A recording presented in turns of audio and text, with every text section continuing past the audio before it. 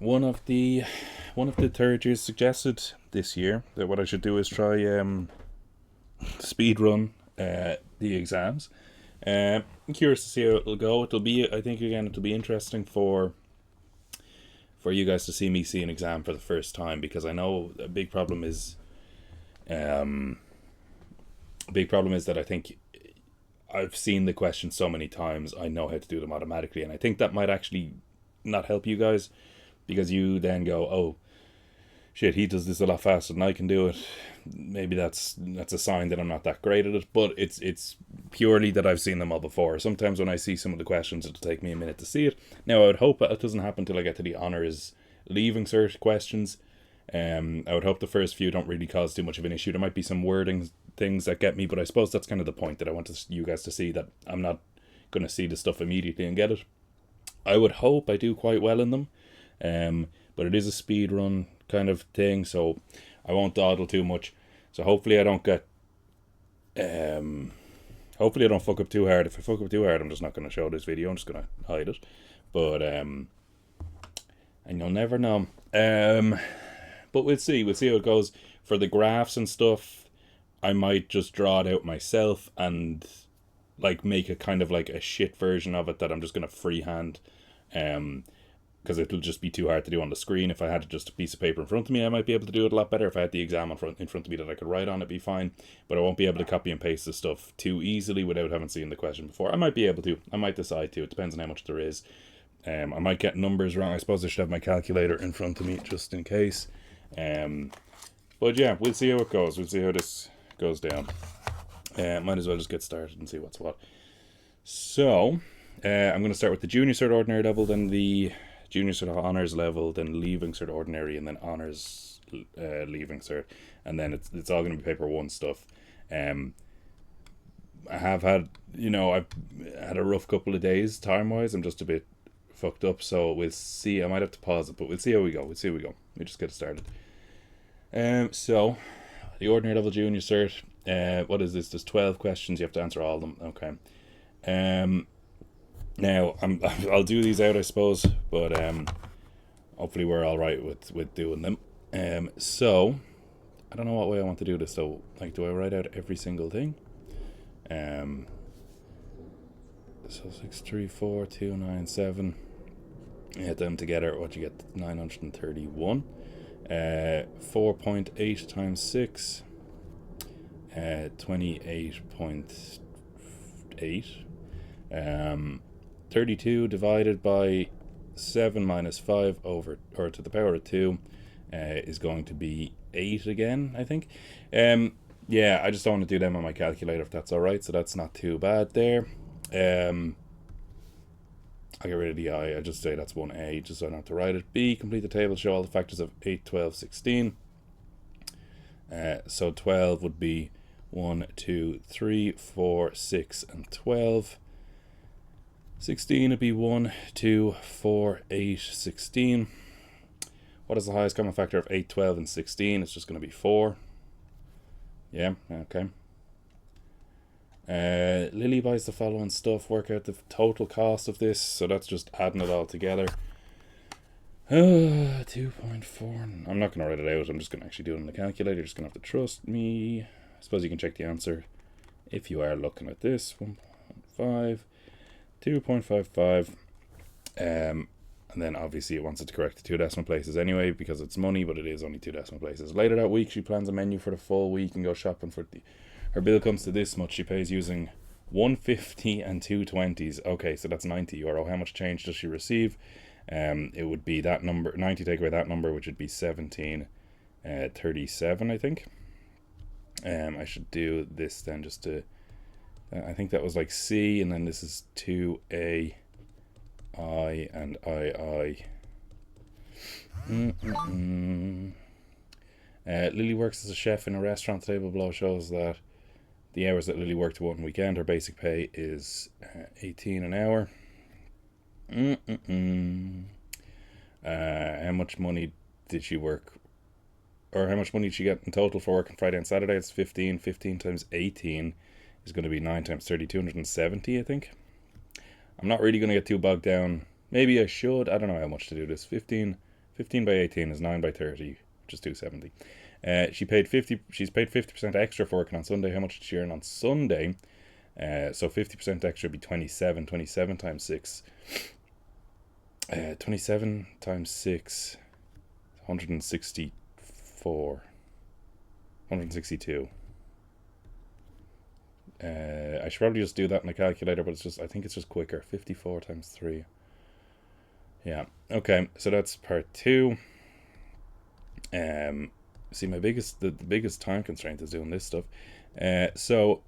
C, I'm going to just do over here for space. Her gross income was 1900 last month. She pays tax rate of 20%. Work out her gross tax. Now, I think there's going to be a lot of ordinary level people that just did not like that. So 380 euro. Her tax credit is 312. So then you would do 380 minus 312.50. And that's going to be 67.50. Now that's how much tax she has to pay, but it asks for her net income. I almost didn't actually do it. So her income was 1,900. I'm writing the wrong number. That's what it is. Her income was 1,900, but then her tax bill was 67.50, which seems low. So I'm gonna have to look at that again. Which then she would have been taking on this much. Is that right? 20% would be 380, and then we took away the tax credit, which is monthly. There's no trickery there. Okay. A subset of A that contains 4 points or 4 elements. Just be, there's multiple answers here, but any 4 of them: 4, 5, 9, and 10. Any subset of A, well, I won't do A. Any subset of A that contains only prime numbers. You can just do that. That's one. You could have done the 5 as well. A restaurant has a choice of rice and fucking fries. Okay. So then, what did Aileen choose? Just fries, I guess. Is that just the answer? Dara lies in the intersection. List the elements of F/or Evan and Aileen. I'm just going to write A and E just for time. People will argue that I shouldn't be doing that because you can't do that in the exam, but this is just, a bit of the crack. I'm not going too in depth into it, as you'll notice, but because I am just genuinely curious myself. Then part C looks a bit wordy, actually. Summer camps. Oh, okay, an event diagram. Okay, they haven't done this in a while. The junior shirt's still new, so we're still trying to get a hang of what's going on. So it's, excuse me. Okay, 15. I think people seemed kind of okay with these exams. I haven't seen them yet, obviously. There are 24 in total. Alright. That's not to say if you didn't like it, you're stupid. It's just 5 had kayaked and surfed before, so that means 5 go in there. 8 of the students had surfed before. That makes sense that these two numbers add up to 8. And then for kayak, then this would have to be 10. Then that's 10 and 5 and 3 is 18. But those 24, so that must mean there were 6 on the outside. To make about 24, when students picked a random from the group of students, what's the probability that they have not done either? It would be 6 out of 24, which would be 1 out of 4, I think. Now, this is the type of graphs and stuff that I kind of imagine more to come up in the junior cert nowadays. Alex travels on the bus to get to school each morning. The following graph shows the distance travelled along the route on one particular morning. The graph is able to blah, blah, blah, blah, blah.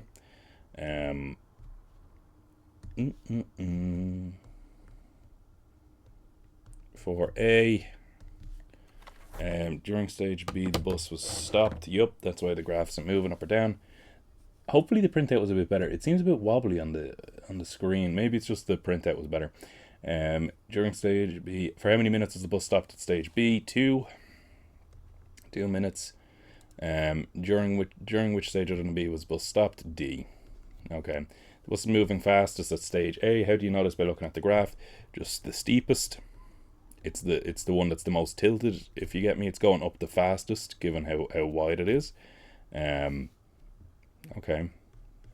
And then, is that fee again? That was used in one of the exams actually recently. That's weird that name is showing up, but I think there's a lot of fees nowadays. So, well, there you go.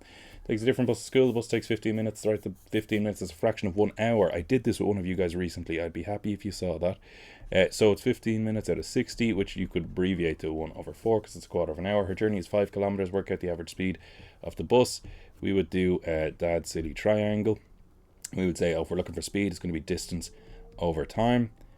So it'd be 5 divided by a quarter, which would be 20 kilometers an hour. Is that right? 5 is the distance, quarter is the time. Yeah, I think so. Oh, if I get stuff wrong, I'm going to be so embarrassed. Oh my god. D was 150 and then €2. How much of the cost has it increased by in this time period? It's increased by 50 cents, so that's going to be €0.5 if we do it that way. And then we're going to do it over 150. So it's increased. Oh, it's not asking for a percentage. Oh, it's just literally 50 cent. Is that all it said? How much has the cost increased by this time period? Okay, 50 cent then. Okay. Or yeah, that much euro. All right, I assume they were going to say percentage. Work out the percentage increase. There you go. The cost of a litre of fuel from the end of 2020 to the end of 2022. That's when you would have done 50, well, 0.5 over 150, multiplied by 100, and correct the nearest percent would be 33%. Now, I don't like that. The lines L and K are parallel. Yes, they are. Show them the diagram, not the scale. 2 of the lines are shown. The size of 2 angles are given. Size of 3 of the other angles are A, B, and C. I'm curious to see how... I have one person this year doing this question, or doing ordinary level in junior, so I'm curious to see how she got on with this. A would be 85. B would be 140. And then C would be 125, 180, 55. Because then that would be 90 and... yeah. Okay. That's a whole question. Oh my goodness. My goodness. The marking scheme is done different in junior cert, but my goodness, I would have felt like that's okay. Constructions. Now, this will be hard for me to show you, but I'll kind of mime out what you would do, and we'll see if you guys can just trust me. So it says A to B is... oh, they have it done out. Okay, they're just asking you to do this. Each small square in the grid was 1 centimeter. That was nice that they did that for you, I suppose. So, and they gave you A. So you'd go across 10 boxes with a horizontal line. And that would be 10, but then that has to be B over here. Oh yeah, they said that in the diagram, but it's because it's A to B is 10. Now it says CAB is 50, so that means the angle in here has to be 50. So what you would do is you get your protractor and you'd find the angle that is 50 degrees and draw a line out in that direction in 50 degrees in any sort of length. And then what you would do is you'd get your compass. It's strange that they did this for you. Is there not 2 different ways you could have this then? You get a compass and set it to 6, and you put the pointy end in B and do like this kind of thing. But then I think, surely, if I'm right, maybe I haven't looked at it too deeply, there should be 2 answers. You could either do from here or from here. But I imagine this one just because it looks more like the diagram they gave you. That's strange. I wouldn't have thought they'd do that for ordinary level now, in all fairness. But yeah, show you construction lines. Good lord. 7. Margaret is trying to solve simultaneous equations. She says the answer is 3 and 2. Is she correct? So what you would have to do is you'd have to sub in the numbers to make sure that they both work. I guess it does want you to justify it. So what you would do is you'd actually have to write 3 plus 2 equals 5. So I subbed in x plus y, but I subbed in 3 for the x and 2 for the y, and that is 5 equals 5. That is chill. Happy days. You'd have to do the same for the other one, so it should be 3 minus 2 times 2 equals minus 4, which is 3 minus 4 equals minus 4, which is minus 1 equals minus 4, which is not true. So she's wrong. Yeah, is Margaret correct? No. Question 8. The ages and months of 12 third-year students are shown on the thing below. Complete the stem and leaf plot. Alright.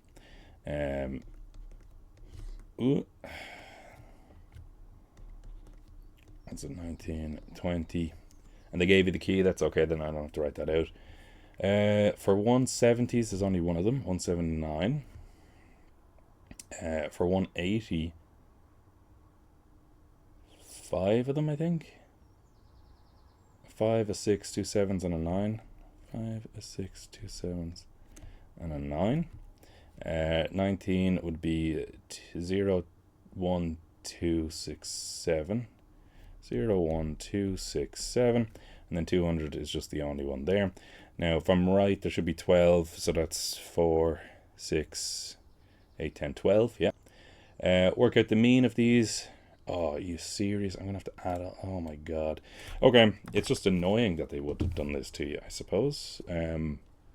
Sure, though. Okay. 179 plus 185 plus 186 plus 187. I typed it in wrong. 187 plus 187 plus 189 plus 190 plus 191. I didn't realize at the time they put them in numerical order. That was nice. 196 plus 197 plus 200. And then divide that by 12. I might have typed something in wrong, but that looks about right.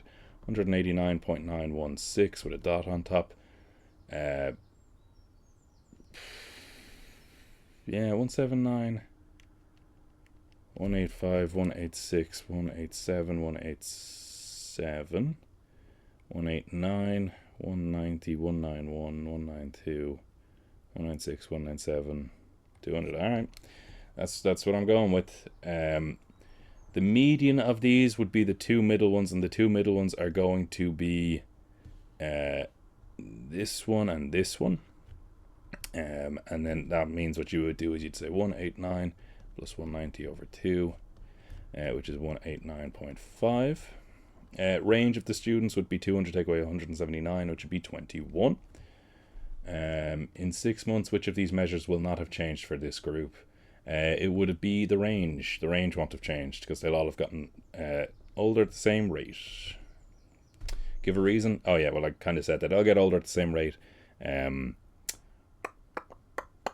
Yeah, so if the oldest one gets older by 6 months, yeah, so the oldest one would be 206 in 6 months, and the youngest one would be 185.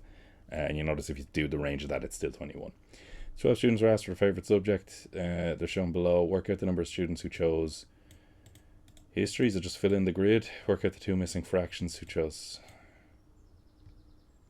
And then work out the two sizes in the thing. All right. So there were 12 in total, I think, right? So if it's 4, 5, then it must be 3. Then it'd be 4 out of 12, 5 out of 12, and then 3 out of 12. And then that was 90. Yeah, that makes sense. Sorry, that froze me for a second. That would be 120, and that would be why am I blanking on this? 3150. That's not right. Is it? It is 270, 360. Yeah, okay, all right. And then the pie chart down below, I'm just going to try to do that as best I can here. It's going to be weirder because it actually is easier for me if I can just ignore using the protractor and all that type of shite. But that'll make up for the fact that I have to try out other things, I suppose. So that was 90, and that was for history. Now, one... you're going to have to just give me like kind of license here to kind of guess that that's going to be roughly... That's going to be like the 120, and that's going to be the 150. And that's going to be science and maths. Hopefully they'll just let me away with that. I don't think I'm missing anything else. Cool. Baking tin is in the shape of an open rectangular box. Alex makes a model of the... Okay. 7 centimeter, 5 and 2. Use the length... Oh, to draw a net, really? In ordinary level junior cert. Okay. One side has been done for you. That's nice again, I suppose. And then each of them is 1 centimeter. It was nice that they did that. They didn't have to. So what is that? 1, 2, 3, 4, 5, 6, 7 across. That makes sense. And 2 down. So that is that one. Cool.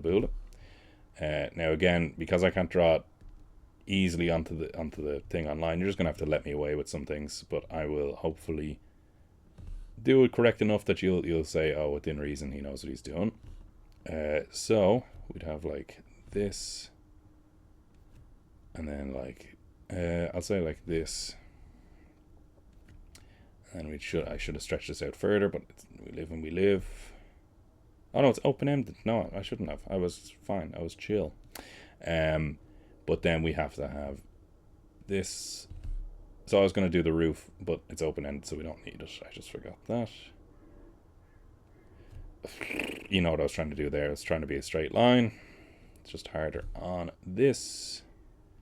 But yeah, this would be it drawn out. Do I need to put in the measurements? No, I don't. But like, just in case anyone's curious, 2, 2, 7, 5, 2, 2, 7, 7, 7, 2, 2, 5, 5, 5. Okay, now find the surface area of the open box. So you have to find the area of all the rectangles. So that's going to be 14, that's going to be 10, and that's going to be 35. That's also going to be 14, and that's also going to be 10. So that's 20, 48, 48, and 35 is going to be 83. Is that right? Did I do that? That's right. That's going to be 9. 9 and 5 is 14. Carry the 1. So it's going to end in... sorry, 8 and 5. Jesus Christ. 8 and 5 is 13. Carry the 1. It's going to be a 1. 5, 8. Yeah, okay. I think that's the area. Alex made his model using a scale of 1 to 3. Complete the table to show the lengths of the real thing. So it was 7 to 21, 5 to 15, and then 2 to 6.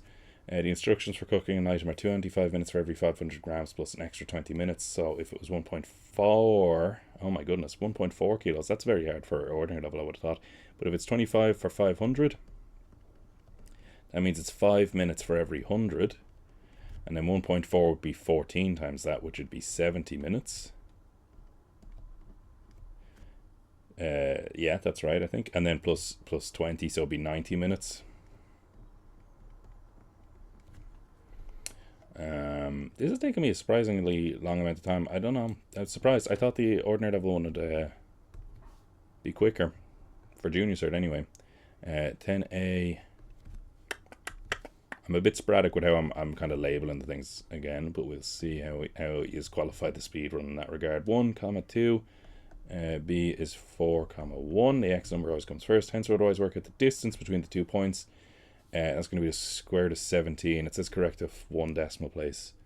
It's not going to be square root of 17. I lied. It's going to be square root of 10. I miscounted.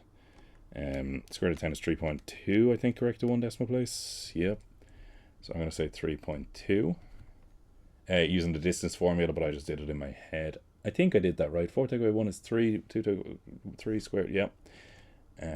On the coordinate diagram below, draw a graph of the line. So this is where you would use table mode. Now,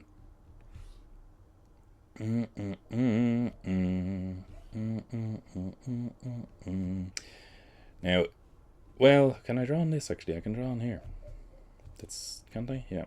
So basically that means you're going to start at -5 and go up at a rate of 2. Now this doesn't snap. That's what I was kind of hoping for actually. So can I Control Z that? No, I'm going to have to erase it. So now you should have a point here, here, here, here, right? So the line should look something like that. So it should be going up those kind of dots. I scuffed it a bit. I'm not used to drawing on that thing. Hopefully you're going to let me away with that, because that is the correct answer. 2x minus 5, yeah. The equation line is this right-hand equation of another line that is parallel to L. It would just be y equals 3x plus any number, so even plus 4. Right-hand equation of another line that crosses the y-axis at the same point as L. Okay. I like those questions, but I know ordinary level people would struggle with that. A plan for a flower bed. Is this the last question? Oh no, I forgot how many there are. A plan for a flower bed is shown in the diagram below, not the scale. It is in the shape of a right angle triangle with a semicircle as the hypotenuse. The diameter of the semicircle is 10. Write down the length of the radius of the semicircle. That's going to be 5. I think everyone would be somewhat okay with that. R equals 5. Find the length of the same. They told you, okay, Give your answer correct nearest meter. Alright, so it's going to be 5 by pi. Oops. Corrected nearest meter is 16 then. Okay, weird one, but alright. Use the theorem of Pythagoras to work out what x is. You'd say 10 squared is equal to 5 squared plus x squared, which would mean the square root of 75 is equal to x, but you guys, your calculators will probably tell you that's 5 root 3 instead. I'm hoping that I don't, in skipping them, I don't end up fucking making a fool of myself, falling on my arse. I'm pretty sure that's okay though, I skipped a few. Right, sine A, I literally went through this with the girl earlier, right? So that's a good thing, that you hopefully would be able to do this. That sine of A, oh, I did say it a different way though. Sine is going to be O over H. So for us, that's going to be 5 over 10, which you could also write as a half. And then to find out what A is, you would do sine inverse of a half, which I don't need to really be right. And that is going to be 30 degrees. Okay.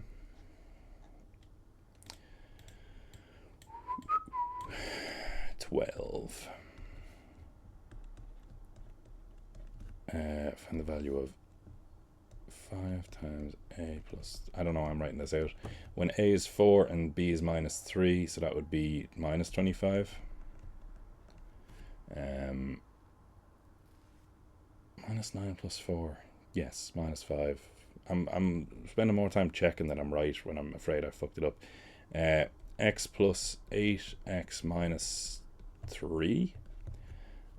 Multiply out the following: 2x squared minus 5x minus 12. There you go. That's B and that's C. Oh, donezo. Okay. Now I'm going to hit this and then pause it for a second. I have to turn on the light. Give me a second. Ugh.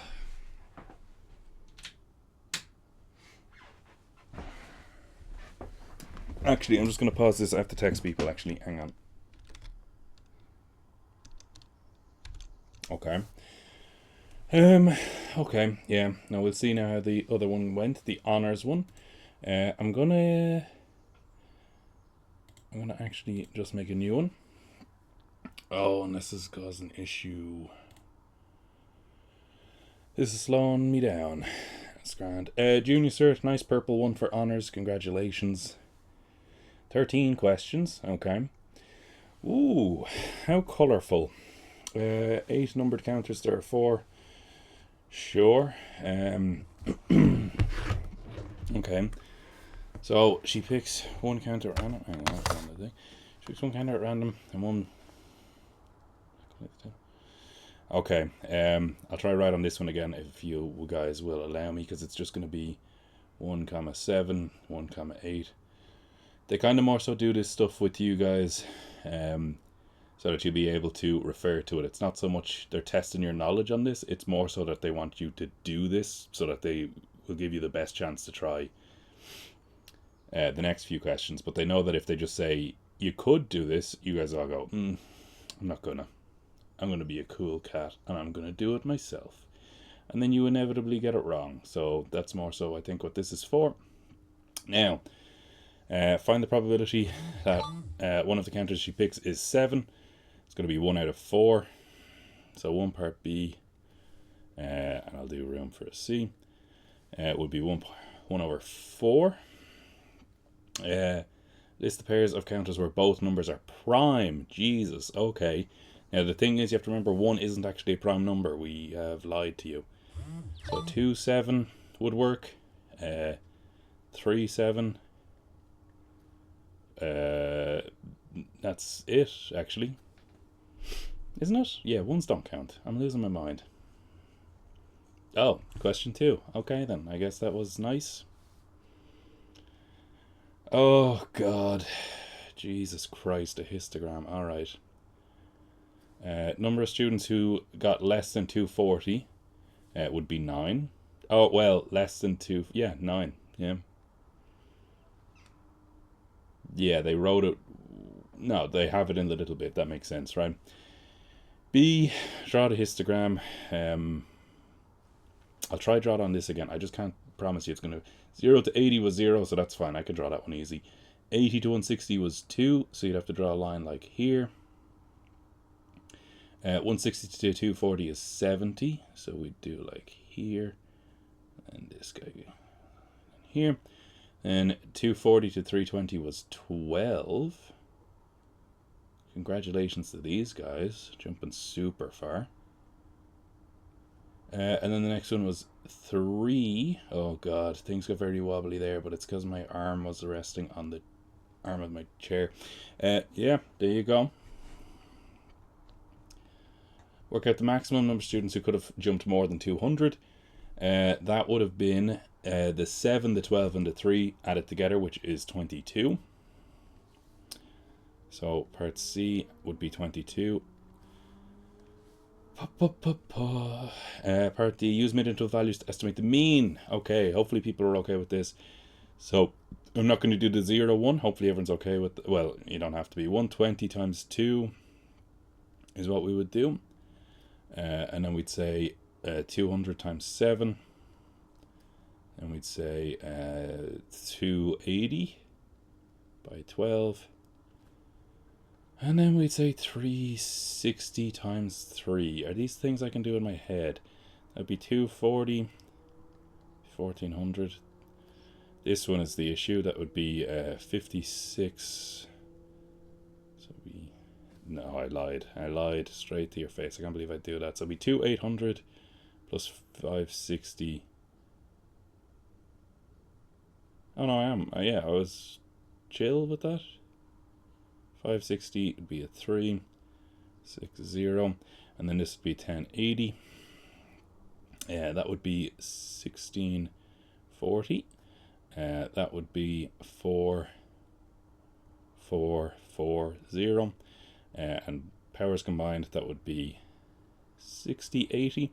And then we have to divide it by how many students there were in total, which is 24. Alright, now that one I probably can't do in my head, so I'm going to do that one, but I just thought I'd save time because typing out the other thing seemed obnoxious to me. Divided by 24. Give your answer correct in nearest centimetre, so it'll be 253. Does that sound like an average? Yeah, that looks like it could be the average. Okay, alright. Estimate the median distance shown as or jumped as accurately as you can. Really? Okay, well, if there's 24, it'd be the 12th person. 2 and 7 is 9. I have never seen them ask you to estimate the exact one, because normally what we would do is we would say, well, the first 9 are taken care of. The 12th person is in the 240 to 320, and because there's 12 people there, we assume they're all equally split.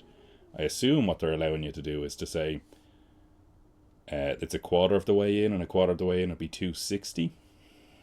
I'm assuming that's what they want. That's what I'm going to guess the median is. I've never seen them ask that kind of thing before, but that's what would make sense to me. Show you're working out. I don't know if I will. What would the working out be? It'd be 240 to 320. Split into quarters would be 240, 260, 280, 300, 320. So those are your gap 1, gap 2, gap 3, and gap 4. They're all gaps of 20 because it's a gap of 80 split into 4. And because it's 3 out of 12 into it, I would say 260. That's what I'm going to say. I don't know how much working out they'd want there, in all honesty, so I don't know whether I'd count that. I'm sorry if you can hear the fucking drag racing going on in the background. That's cars now for you children. Tomas works as a chef in a restaurant. The table below shows. So similar to what they got in ordinary level. Okay. Yeah, very similar. So 15 times 19 this time would be 285 euro. Right, because it's 15. Wrong, Graham, just wrong. 3 part A.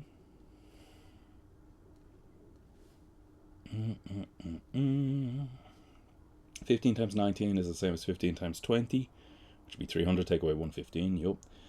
He's paid 50% extra on Sunday. How much do you earn on Sunday? Well, I'm just going to say that's 9 times 190, which is 171. That's not B, though. Yeah, it's extremely similar. I'm surprised by that, but I like it. I do like there to be common kind of threads, I suppose. So it's 1900, tax rate of 20 again. So I have an advantage, I suppose, because I've already done that. To be 380. Monthly tax credit is, it's the same question. Is that the exact same question? That's kind of nice, I suppose. Hopefully I don't get it wrong. And his net income would then be not the 380. I've done that again. It would be the 1900. Yeah, minus 6750. So it'd be 83250. All right. Oh, now here we go. Here's where it gets spicy. So we put 2,500 to a special saving account. The account offers 3.2% for 2 years compounded annually. He does not take any money in or out over the 2 years. So you guys should have written it like this, but you could have used just the percent in your calculator. Your calculators will do that. 1.032 squared. I did just hear someone yelling, so that's probably not a good sign. The car engine turned off and somebody yelled. How much interest will he earn in the first year? Okay, so I've accidentally done the answer for part 2.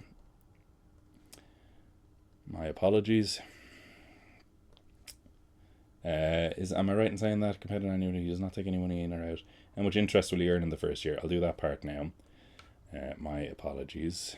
Work out the total amount in the account after 2 years. That's what I've done there. How much interest would he have earned in the first year? 2,500 multiplied by 3.2%. 80. Okay. Kira's making an orange drink. The orange drink is made by mixing concentrated water, the ratio of water to concentrated 1:4. She makes 15 litres. Work out how many litres of concentrate. 3. So A, B. I might need space for B, so I'll say C down here. So that's going to be 3 because the ratio would be 3 to 12. Yeah. I suppose litres if you're that curious. She sells glasses of orange. Oh, 20 cents each, and each glass is 250. She sells 10 litres altogether, and the total cost was 550. Work out her profit as a percentage of the total cost. Well, first off, I'm going to figure out her profit. That makes the most amount of sense to me. So she's making 80 cents. She's made €8. And she's gonna, it cost her 550, so that means she made 250 profit. And then to find out what the profit was as a percentage of her total cost, we're gonna do 250 over 550 and multiply by 100. 2, 4 over 4. Correct to one decimal place. Okay. So then the answer to part B would be 45.5%.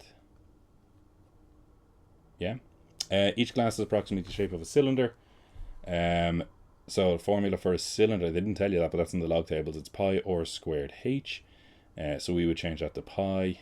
Now 3 squared times 10. So that would be 90 pi. And if I put that in, I put in the wrong button, of course. Correct the nearest centimeters cubed would be 283 centimeters cubed. A and B are 2 sets. Complete the table below by shading in each of them. I'm going to do this on the thing if that's okay with you guys. So it would be like in here for the intersection. In the middle basically is what I'm trying to cover in here, right? A without B would be this part here, just A on its own, not part of the B circle at all, but everything else that's in the A circle. So the sets of U, P, Q, and S are as follows. Jesus Christ. Complete the Venn diagram below. Right in each element. Okay, so, okay. So U is all, okay, I see it now. Yeah, U is all of them. Factors of 10. Well, I'm here. I'm just going to write it. The factors of 10 are 1, 2, 5, and 10. So 4 and 8 are outside them already. That makes sense. The 9 is in here. That makes sense. The 5 is in all 3, so the 5 would go in here. It's the only one to go in here, I think. The 1 only goes in S. The 2 is in I lied almost. 2 is in only S as well. That's a 2. Yeah, that's not a bad 2. 3 is not in the factors of 10, but it's in the other 2. So therefore 3 has to go in here. 4 is taken care of. 5 is in all 3 taken care of. 6 is only in P. So 6 would go in here. 7 is in none of the motherfuckers, I don't think. So 7 will go out here. 8 is outside taken care of. 9 is only in P, and that's taken care of. 10 is in Q and S, but it's not in P, so it's going to go here. Okay, now list the elements of, oh heavens, what's this, 5, okay, they did it weird where that wasn't actually a question, but they did ask you to do it. Okay, list the elements of the set P, Q, S, so that would just be 5. It's the only one that's in all of them. List the elements of the cell P slash Q. P slash Q is going to be 6 and 9. I think. There was a lot going on there. Hopefully I got them all. A chocolate bar. Yeah, we didn't name it though, so that's okay. Oh, it's another net. They're very consistent between the two, actually. I do like that, but I don't know whether it's good mathematically or I'm just kind of nerding out about it.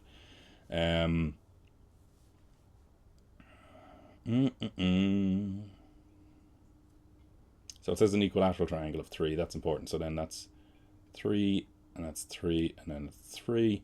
And it says 9, so you'd have to go across 3, 6, 9. And then same here, 3, 6, 9.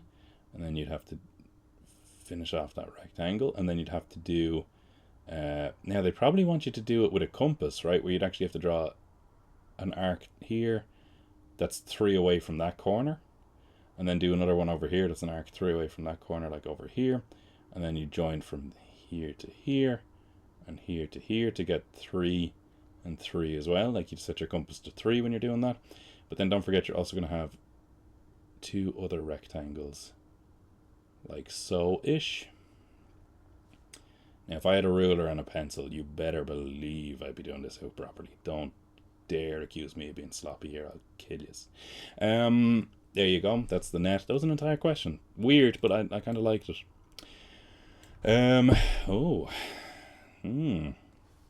Don't need you, I guess. 7.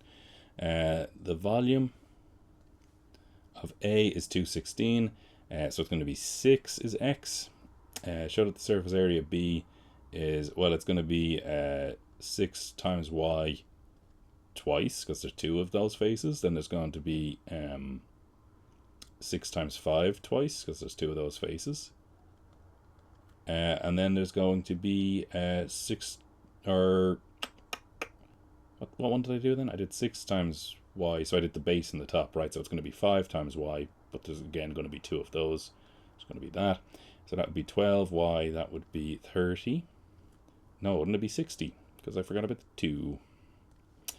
60, and then that's going to be 10Y. Which would be 60 plus 22y, which is the answer. Sick one. Now, they only did brackets there, so the centimeter squared is on both, so it's not, it's not a mathematical thing, it's just kind of like a, makes sense, I suppose. Surface area B is 269, work at the value of y, so then when you can say 60 plus 22y is equal to 269, 22y is equal to 209. Have I done something arseways here? What the fuck is this? 209 divided by 22? Really? Okay, I wouldn't have guessed that off the top of my dome piece. That works out to be 9 is equal, or y is equal to 9.5 centimeters. Okay. Oh. Okay. This is kind of mean. They did this kind of similarly in one of the honors leaving certs. They did it a lot more complicated than this. But just, I thought, it's all right. So for part C, I know it's in the wrong order, but for part C, for 96, the 2 numbers that are coming to my head are 8 and 12. So if I'm assuming it's 8 and 12, we'll see if that works.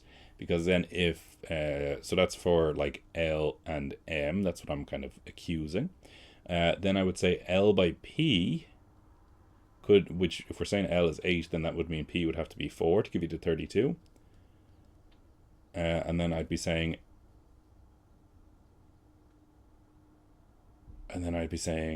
M by P, right? Would that work? M by P be 12 times 4, which is, yeah, indeed, 48. Okay, so 4, 12, and 8, they're the numbers, I guess. So then the volume would be 4 times 12, or 4 times 8 times 12, which would be 96 times 4, which would be 384, I think, centimeters cubed. Is the volume. 8 by 12 is 96 times 4. 4, yeah, that's what I'm going with. Graph below shows this function. Use the graph to answer the following questions. So when it says use the graph, of course, you do need to do it. Write down the value of G3. That means you have to go up 3 on the x-axis and then draw across from there. So the answer for there is 2. Write the value of x for which gx is 1.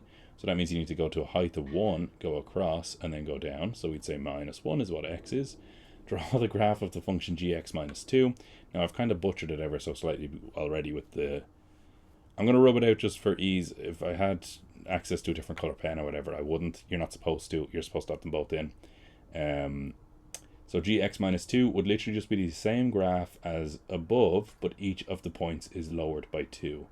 So all of these points would be on it, and then this point here, right? So again, the graph isn't going to look perfect, but... So that's gx minus 2. It's the same. It's supposed to be the same graph. That's supposed to be a straight line, just lowered by 2. Coordinate diagram below shows this. Write down A and B. I'm getting kind of comfortable writing on the thing. I just don't trust it still. Again, very similar to the ordinary level one, which is nice. A is going to be minus 1 and 1. Oh, not B, C. C is equal to 5, 4. These not shown. Okay, it's an image of the point B under center symmetry in the point P. That's a bit mean. Plot and label the point D on the diagram above and join the points A, B, C, and D to form the quadrilateral. There's a lot going on there. But basically the idea is, you see, from P to B would be like this. You have to do the exact same out this way to find out what B is, or D is, sorry. So there's D. And then they wanted you to join these together. Again, use a goddamn ruler. Holy shit. It looks like a kite kind of shape, I suppose. Now, Kate says the quadrilateral is not a parallelogram. Find the distance of A to B and C to D and use these values to explain why Kate is correct. So that's this side here and this side here. So if it's a parallelogram, they should be equal. But you'll notice that if you do the distance formula for A to B...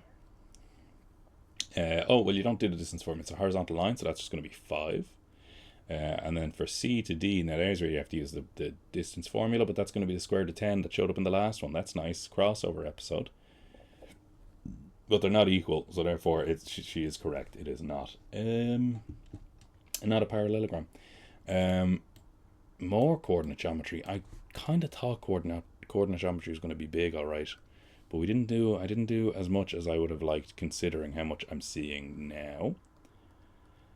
Find the coordinates of P, where P, what is P? So the equation of the line K is that, so that's the red one. Okay, the line K intersects the y-axis at 0, 5 and the x-axis at P. Find the coordinates of P. Well, because P is on the x-axis, we know the y value is going to be 0. And the only way we could do that with the other line would be if x is minus 2.5 or 5 over 2, whatever you prefer. The line N is perpendicular. Is that right? Did I do that right? I just doubt myself. Yeah, no, that's correct. The line N is perpendicular to the line K and goes through the point 0, 10. Find the equation of the line N. Well, we know the slope of K is 2, so therefore the slope of N must be minus a half. We know it has the point 0, 10. So therefore the equation of the line would be y equals minus a half x plus 10. But they want it written another way around, so I'm going to move everything over to the left-hand side. That should be a minus 10. And then I'm going to multiply everything by 2 so that there's no horrific fraction in the mix. There you go. And they do need it like that because they ask for it to be in Z. For 11, work out the value of 12 minutes when K is -2. So that's, they were just checking if you guys could put this shit in the calculator correctly. So that's going to be 0. That probably tricked people. People kind of probably thought they were wrong for that. Now, this one, grouping. Now, it's kind of mean because for these two, the first two, what you take out is a P, so you'd be left with this. For the second two, what you take out is a minus, which is a bit mean. But now you notice the brackets match, and what you'd have to do is you have to do P minus 1, because don't forget there's a sneaky 1 in there. I don't know why I wrote that. That's not what I meant to write. And that's the answer for that. Graph each ease on the number line. I guess I'm going to just do that on the grid, if that's okay with you guys. Oh, I went through this with some people, though. That's kind of nice. So if it's an element of Z, and X has to be less than 2, that means it has to be him, and him. X has to be less than or equal to 3, but it's a natural number. So we can use the 3 because it's equal to 3, and we can use the 2 and the 1, but none of the other numbers are natural numbers.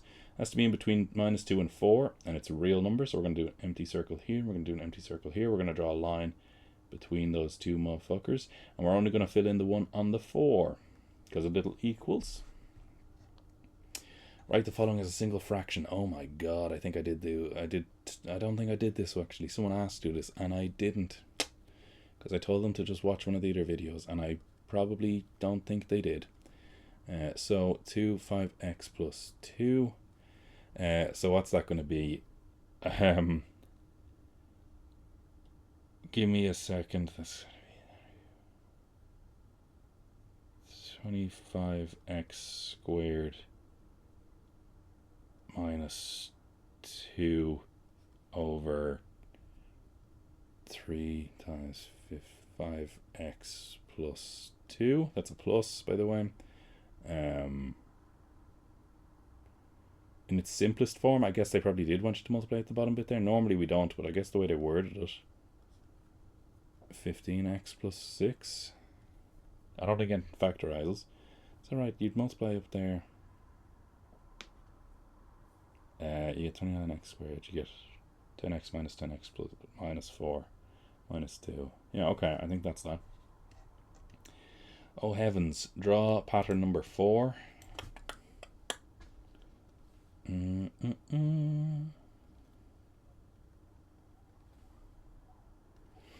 Pattern number 4 would just be... Yeah, now this is going to be annoying for me to do, I guess. Would you draw... There'd be 6 boxes going down this way that are blue. Kind of undershot it, but there you go. We live as we live. Blue, blue, blue, blue, blue, blue. And then this top right one would be blue also. And then all the rest would be white. I'm hoping that you'll... I don't have to... Well... This is what you're getting. I know you guys are going to be judging me. I know. Yep, so that's pattern number 4. Complete the table showing the number of shaded squares. Total number of squares in the sequence. Number of shaded squares was 4. Then it was 5. Then it was 6. And you can probably spot that the pattern is just going to be 7, 8. Then here would be n. Here it was 4. Then it was... Oh, total number of squares. Okay, so it was 3 by 3, 4 by 4 is 16, 5 by 5 is 25. Yeah, 36 and 49 because they're the square numbers. And we found it to be n and n squared, or n plus 2 squared. In pattern K, the difference between the total number of squares and the number... Wow. Okay, so the difference between the two, and they gave you the formulas. That's kind of hard, I think, for junior cert. But the difference between them is 271. Difference means minus them. Total number of squares was n plus 2, squared. Number of blue ones was n, so the difference being minus those two is 271. So then we'd multiply that out, we get n squared plus 3n plus 4 equals 271. What did I do? Where did I get the... How did I get a 4? Difference between total number of squares and number of shaded squares is 271.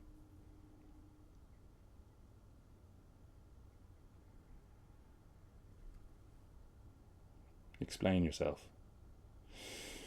Oh, what did I do? What did I do? Oh, because it's n plus 3. It's n plus 3. I got this wrong. My apologies. I don't know why. I just kind of assumed that was going to be n. The numbers are always 3 bigger. Sorry. So that should have been minus n plus 3. And then that would make sense that that's going to be minus the 3 away, so that's going to be 1. Alright. Sorry for throwing a wobbler. And then it says solve the equation, so you'd bring the 270 across. 271, sorry, make it a minus, so you'd end up with minus 270. And then to make 3 out of that,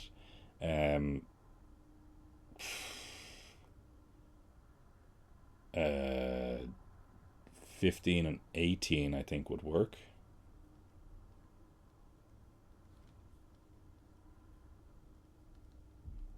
Is that right? 15 and 18 would be 9 and 30. Yeah, okay.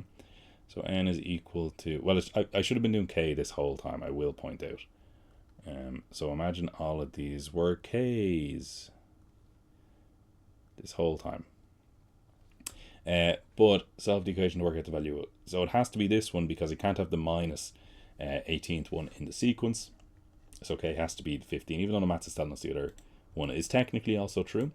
Michael is designing the roof. It's 1 wide. The roof shape a right angle triangle where it's h. Michael can choose different heights for the h. Diagram below shows one possible one for scale. Calculate the slant length. You'll notice that is Pythagoras, because it's a right angle triangle where you have 2 sides, you're looking for the third. So now that one I'm not going to be able to do in my head because of the decimals, but you're going to have 2.84 squared plus 6.1 squared equals x squared. So then be the square root of 2.84 squared plus 6.1 squared. Correct the 2 decimal places. I'm going to say that means x is equal to 6.73. Correct the 2 decimal places, and it's going to be in meters. And I suppose that kind of looks right because it's bigger than the other two. 2.84 squared plus 6.1 squared, yeah. Diagram below shows a different design for this part of the roof, not the scale. And he wants it to be 3.12, but he wants to know the angle, so we're going to say that's going to be tan of theta. I'm surprised to use theta as well, because a lot of the times they don't use that in or in junior cert. 6.1, so we're going to do tan inverse of 3.12 over 6.1. Correct the nearest degree, so that means theta would be 27 degrees. Oh, it still does be going. Last one though. Different part of the roof is in the shape of an isosceles triangle with base 14. In this part of the roof, Michael makes an attic room by putting in 2 vertical sidewalls, A, B, and D, C, shown the diagram below, but not the scale. The distance from B to C is 8. The total height of the roof is Y, and A, B, and D, C are both X. Use similar triangles, bitch. I did do this with them. Okay, alright. Use similar triangles to show that X equals 3Y over 7. So I'm assuming what they want us to do is to use this triangle, but then also to use this triangle. Because those two are the similar triangles. I just want to kind of not have to draw them out hugely intensely, right? So we'd have this guy, and we'd have this guy, and we know that's X, and we know that's going to be 3. They did do you dirty there because the numbers don't look like they make sense in that regard. Like this little number here would be 3. It's a little 3, and that's a little 3, because then together they'll make 14. And then over here this would be Y, and this would be 7. So then what we can say is that, yeah, I didn't really tell them about this part, I suppose. Y over X is equal to 7 over 3. And if you do algebra, well, first off, you can flip both of those, so you'd end up with Y, or Jesus Christ. I'm just kind of annoyed because I was so close to telling them how to do this and I didn't actually do it, I don't think. And then you'd whip the Y up here, make a multiply instead, and you'd end up with X is equal to 3Y over 7. And then part 2 said the area of the shaded region is 12. Using your answer for part C, I, or otherwise work out the value of Y.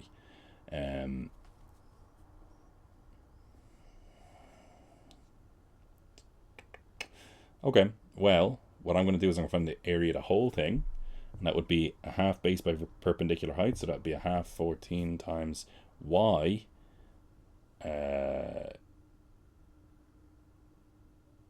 Right, so that's the area. The whole thing should be 7Y. Okay, and then the smaller white parts,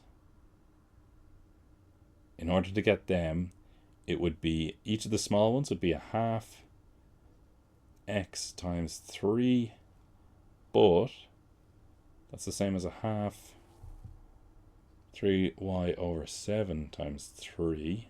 Did they do this to people? This is nasty for junior cert. And then there would be 2 of them, right? So we'd multiply that by 2, and we'd end up with 9y over 7 is the 2 white bits added together. So if this is the whole thing, and this is just the white bits, 7y minus the white bits should give us the area of the shaded bit, which they told us was 12. We multiply everything by 7, we get 49y minus 9y equals 84. 40y is equal to 84. And that means y is equal to 2.1. It sounds like it could be true. I suppose I'll just do that real quick just to be sure. 84 divided by 40 is 2.1. Okay. I think that's a bit mean, to be honest. 2.1 meters. But then we will split and pause it. Okay. 2 junior certs. Okay. I don't know whether I thought I was going to do that quicker or not, I'll be honest with you. I'm not entirely sure. Hang on now, I'm just going to take a drink. Okay, now I have the video on pause. Now, this is the ordinary level, and it's not, I haven't seen any of this yet. So, this is the leave insert ordinary level. I'm curious to see how the leave insert goes. The junior cert bit, while it's tough for junior cert, as you saw, I thought some of it was tough. I just think it was, it was, you know, I think everyone should kind of expect that I was able to do that quite fast. And anyway, but we're going to see now, if I press 1, I think I restart the timer. Yeah, okay. So, also this birthday nonsense is weird to me. I don't know why they're doing that. So, a farmer buys a new machine for 30,000. I did this with my ordinary levels. That's nice. So what we would do is, we would say for 1A, we would do 30,000 multiplied by 1 minus 0.2 or 20%, and to the power of 1 because it's after 1 year, and that would be 24,000. Hence, we'd always find out how much it would be after 2 years. Now, there's 2 ways of doing that, but the easier way for me to do it would be to do it this way. And that would be, I said easier now, but here we go. 4,800, 19,200, I think. So that's part A. Is that right? Jesus Christ, Graham. 5 into that. Ooh, excuse me. Heavens to Betsy. Heavens to Betsy. Yeah, I think so. I'm gonna trust in me, you know. Farmer bought some livestock. Oh, I did do this yesterday as well. Jesus Christ. Including VAT. The cost was 4,500 excluded. Now, I did a warped... No, this is a warped version of what we did. Calculate the percentage VAT. I talked about this kind of as well. We'll see how well people did. So the VAT basically was 216. We need to find out how much that was as a percentage of the OG amount by doing this nonsense again. And that's going to be something like 4. Yeah, that's quite low actually for VAT, no? Did I do that right? Yeah. That's actually quite low for VAT, so I don't know whether they did that on purpose to mess with us or whether it's because that's just another part of the... I don't know, maybe animals is different, I don't know. 4.8%. The farmer also bought land. 1 year later, its value had increased by 12.5% and was now worth 52,000. Find how much it was worth when he bought it. So that would mean that we're going to say that the final amount is 52875.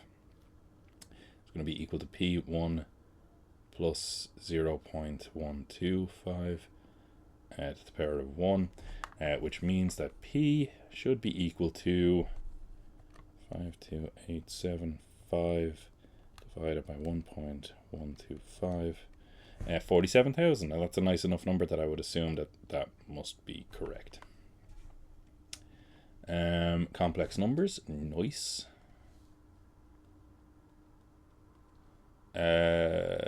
Yeah, okay, I can do that here, yeah. Okay, and then I'll do B like here, we'll say. So, Z1 Z1 is equal to, that's going to upset some people, I'm aware. 4 plus 3i, it's a speed run. 4 plus 3i, Z2 is equal to just 2i, and Z3 is equal to minus 2 minus 1i. Write in the value of the modulus of Z2.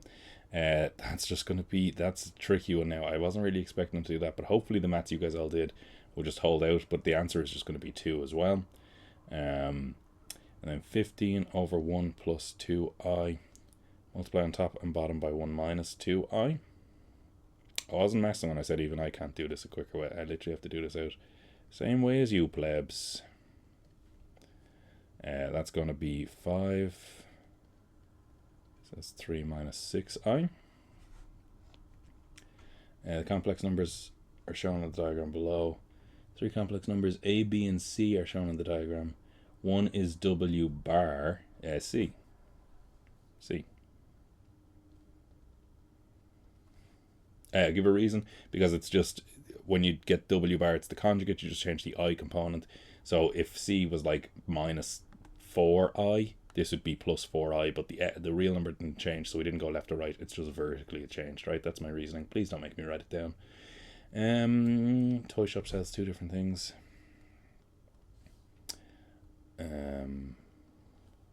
Which is cheaper per block? Okay, so it's 60 for €12.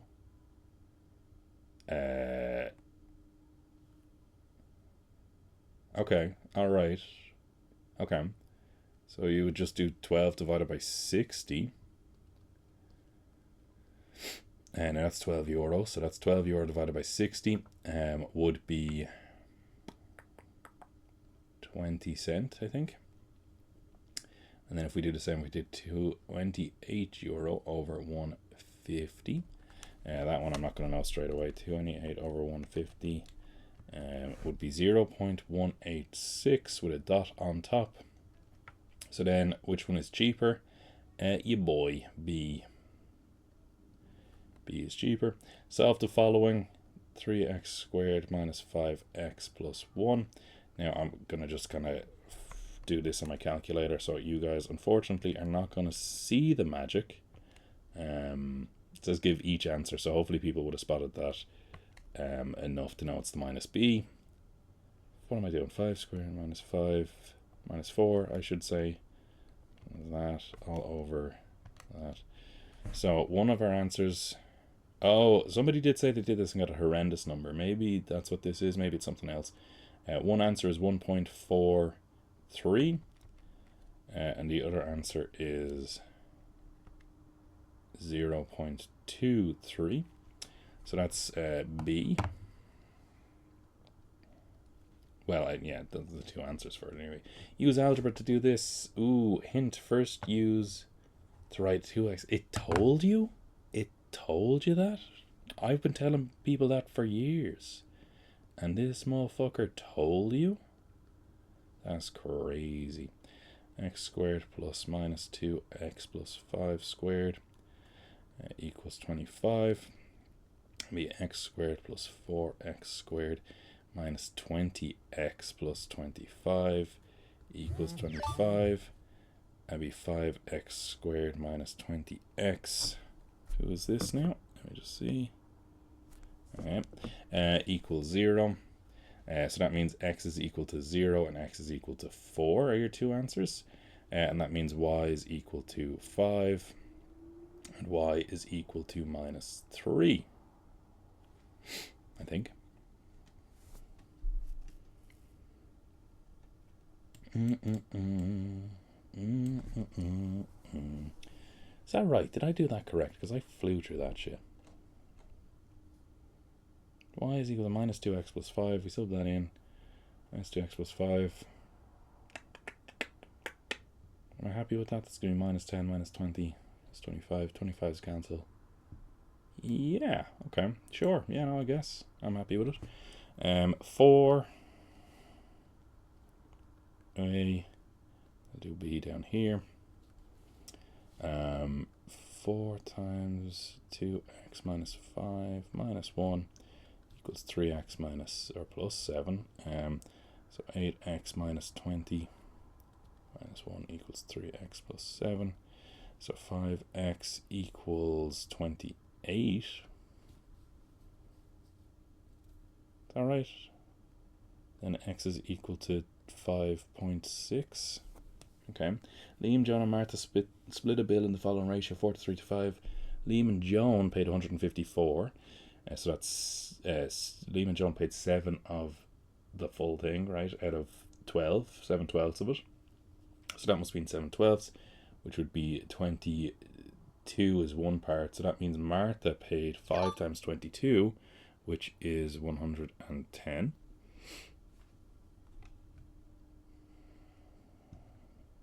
Yeah, I'm standing by that. I'm confident in that one. For a change, C. Write 128 in the form of 2 to the power of k. I would have told you guys a trick about that on the calculator, which would be 2 to the power of, so it would be 4, 8, 16, 32, 64, 2 to the power of 7. Hence, where do I solve this shit? Ooh, spicy.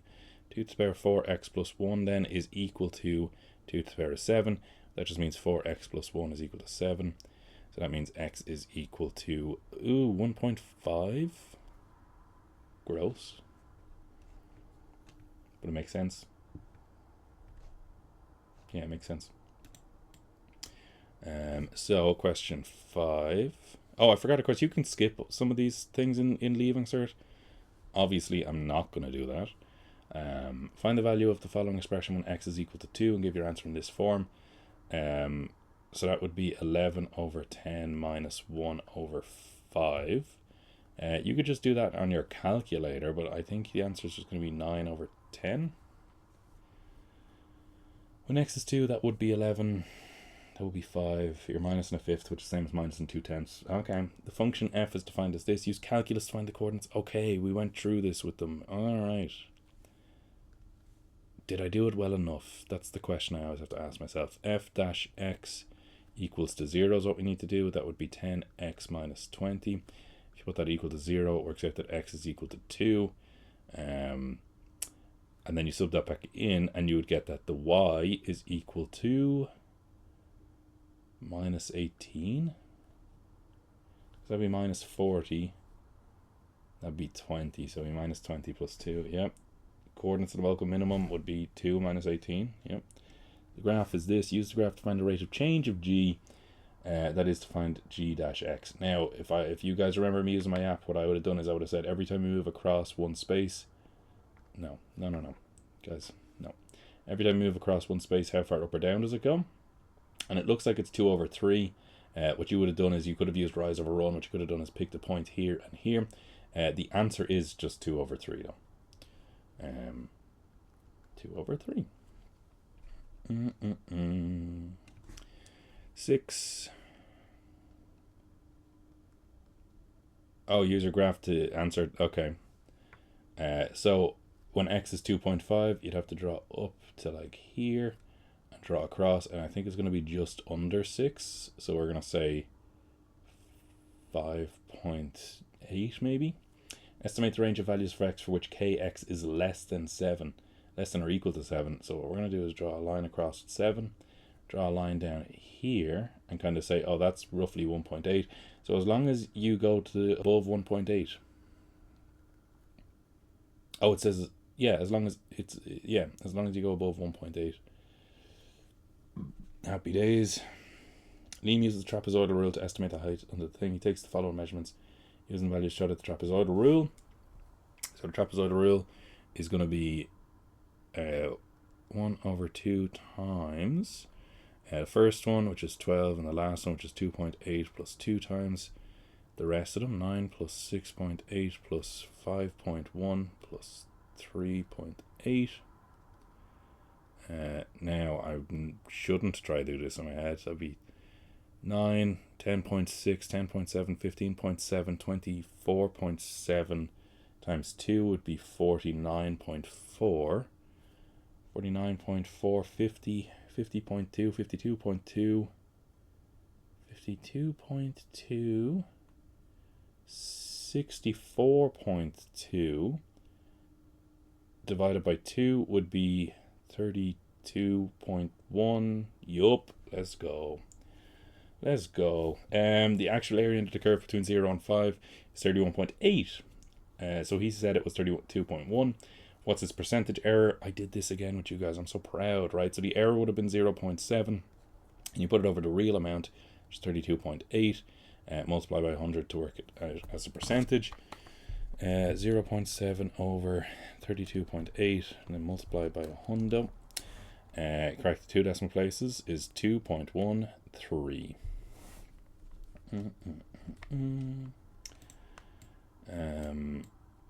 During experiment, the number of bacteria can be modeled by this.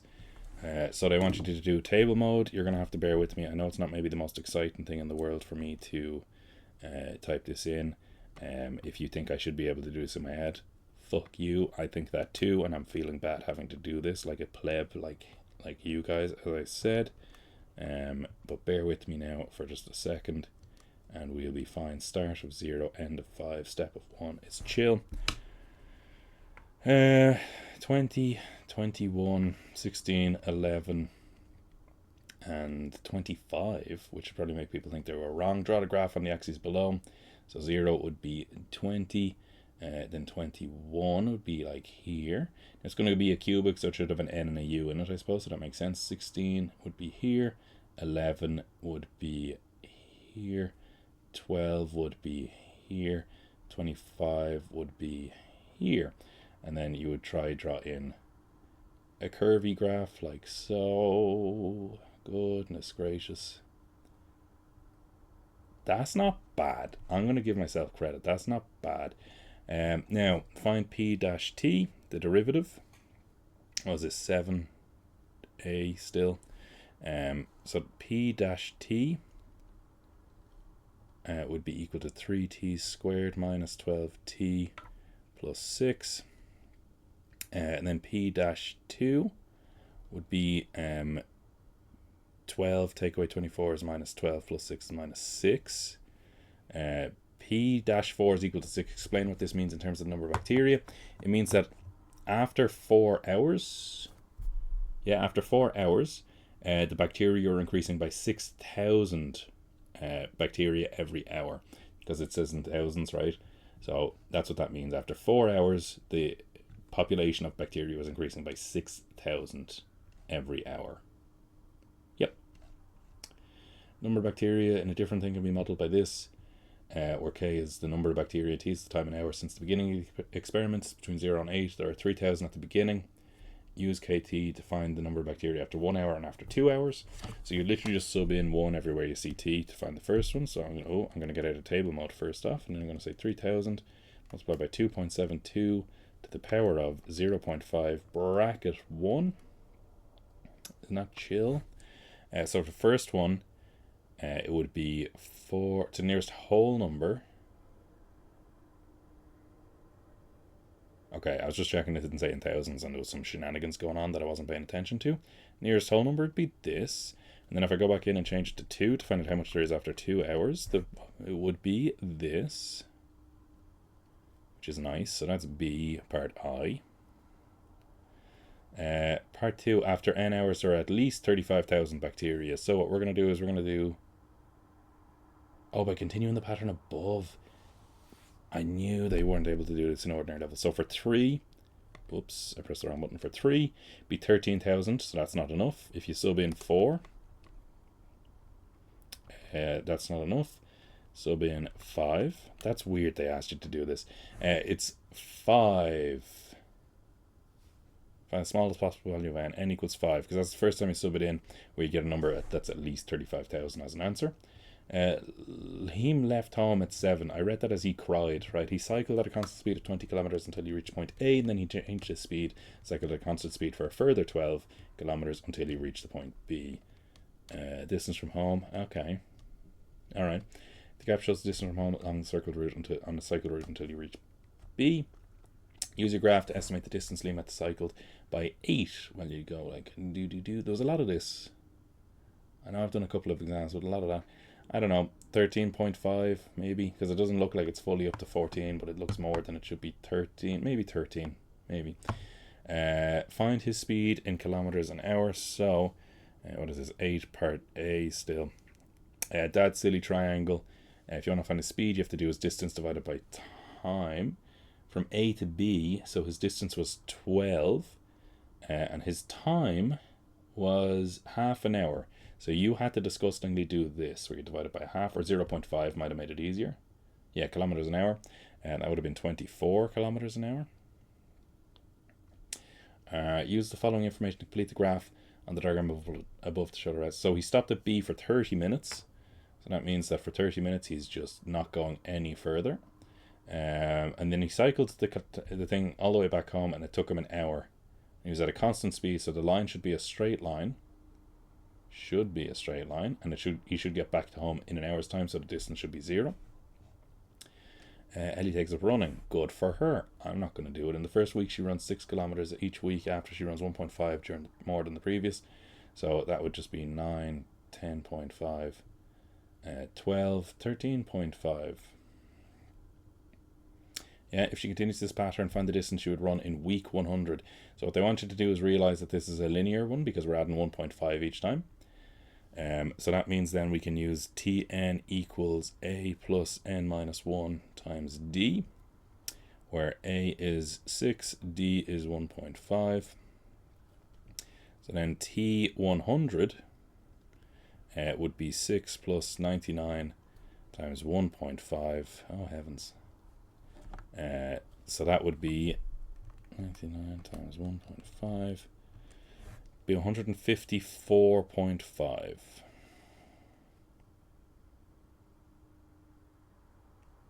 What? If she continued this pattern, she would, in week 100, she'd run 148 kilometers? Oh, I suppose in a week. I thought it was in a day. I thought this one was insane. Explain why she cannot continue this pattern indefinitely. Just because of what I said. This would be some mad bitch if she was running like fucking 1,000 kilometers in a week. Like, let's be honest. That's crazy. I didn't think that actually asked that. And I'm just kind of a bit giddy because I'm doing maths first off. But secondly, I was surprised. I thought they were saying she ran that much in a day, and I thought that meant they were just off their rocker, basically, because I knew I'd done the maths wrong. Sn is total distance she'd run after n weeks. What is Sn? Well, again, it's still an arithmetic sequence, so we can use this formula here. Now, the thing about it is we can't put in an n, because they want n to just be like the general term, but we can put in the a and the d. So it's going to be n over 2 times 2a, which would be 2 times 6, which would be plus n minus 1 times 1.5. Bit dodged that they used the 1.5. I don't think people were going to like that. So then that would work out to be 6n plus 3 over 0. I'll say 3 over 4. N minus 3 over 4. Am I okay with that? I think I'm okay with that. And then that would be 27 over 4n minus 3 over 4. Yeah, use your answer above. Find the total distance she ran after 10 weeks if she completed this pattern. So S10, but luckily for us, we can just basically sub 10 in for what we have. So it'd be 27 over 4 times 10 minus 3 over 4, which would be 267 over 4 kilometers.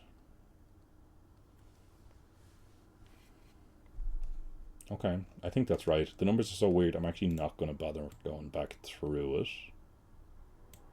I said that, now I am doing it.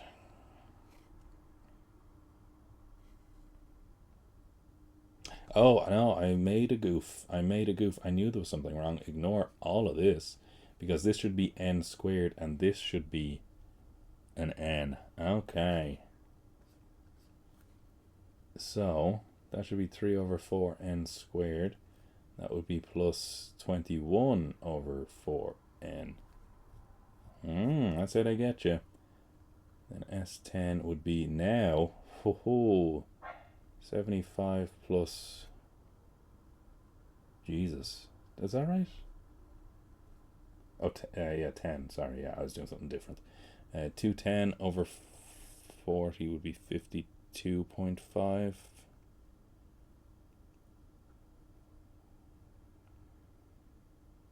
Yeah, okay.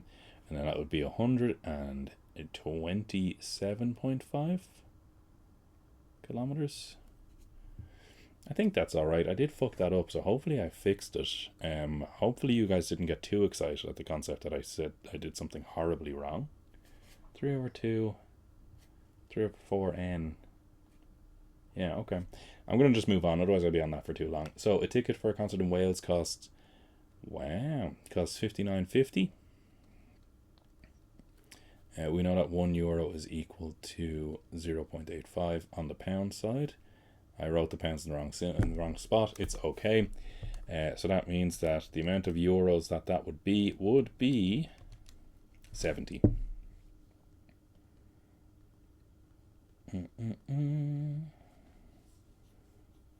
Yeah, I think that's right. Liam is a member of the venue's loyalty club, so he gets a discount of 20% on all tickets. He buys 8 tickets. Work out the cost of 8 tickets in euro. Well, 20% off 70 would be 14, so it'd be 54. 54 times 8 would be €432. I think. Well, you could have done 870s as 560, take off 112. Okay, so I've done something wrong. Let me see. 870s would be 560. If I took off 20% of that, it'd be 112. Okay, so I've done something wrong. So 70, 50% or 20% of 70 would be 14. 14 would be 56. 56 times 8 would be 448. That makes more sense, yeah. Liam flies to the concert. He finds the following information. The airplane emits 28,000 grams of carbon per kilometre during the flight. His total distance 394 kilometres. There are 244 passengers on board. Work out the amount of carbon emitted. Holy shit. Okay, so we're going to find out how much. So it's 28,000 grams every kilometre. And there's 394 kilometres, so we're going to multiply by 394. That one I'm not going to try. 394. Good Jesus. So that would be this many. Now, say if you're answering kilos, I should have done that first, to be honest with you. So I should have changed this to 28 kilos. And then this would be this many kilos. I've just fixed that on my calculator. And there's 244, so divide that by 244 to find out how much each of them gets. And it is correct to 1 decimal place, so that is 45.2. I don't know what units that would be. Oh, just kilos, I suppose, yeah. I was going to say kilos per passenger, but I think it's just kilos they'd accept. Whoops. And that was all part B, I'm assuming. And then part C. The number of people who attend a concert can change depending on the price of the ticket. Yeah, I've done this before. Find the attendance of this if the price of the ticket is 20, where X is the price of the ticket. Sick. So that would be 3,200. So that would be 14,400. That would be the attendance. 3,200. 14,400. Okay. Find the price of the ticket if the attendance is supposed to be 12,800. Well, that would be 4,800. That'd be €30, I think.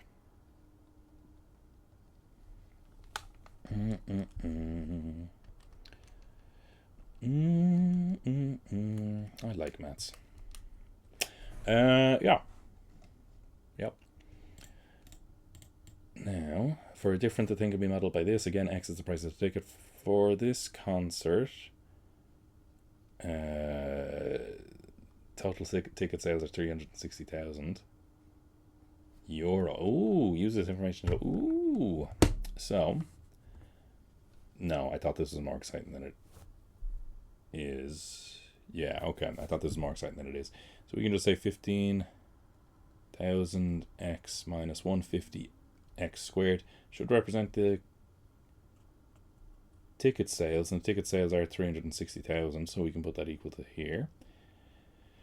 And basically, because they wanted it to have just an x squared, I'm just going to divide everything by 150, and then this would work out. Well, I'm going to divide everything by minus 150 because then I want this to be just a single one.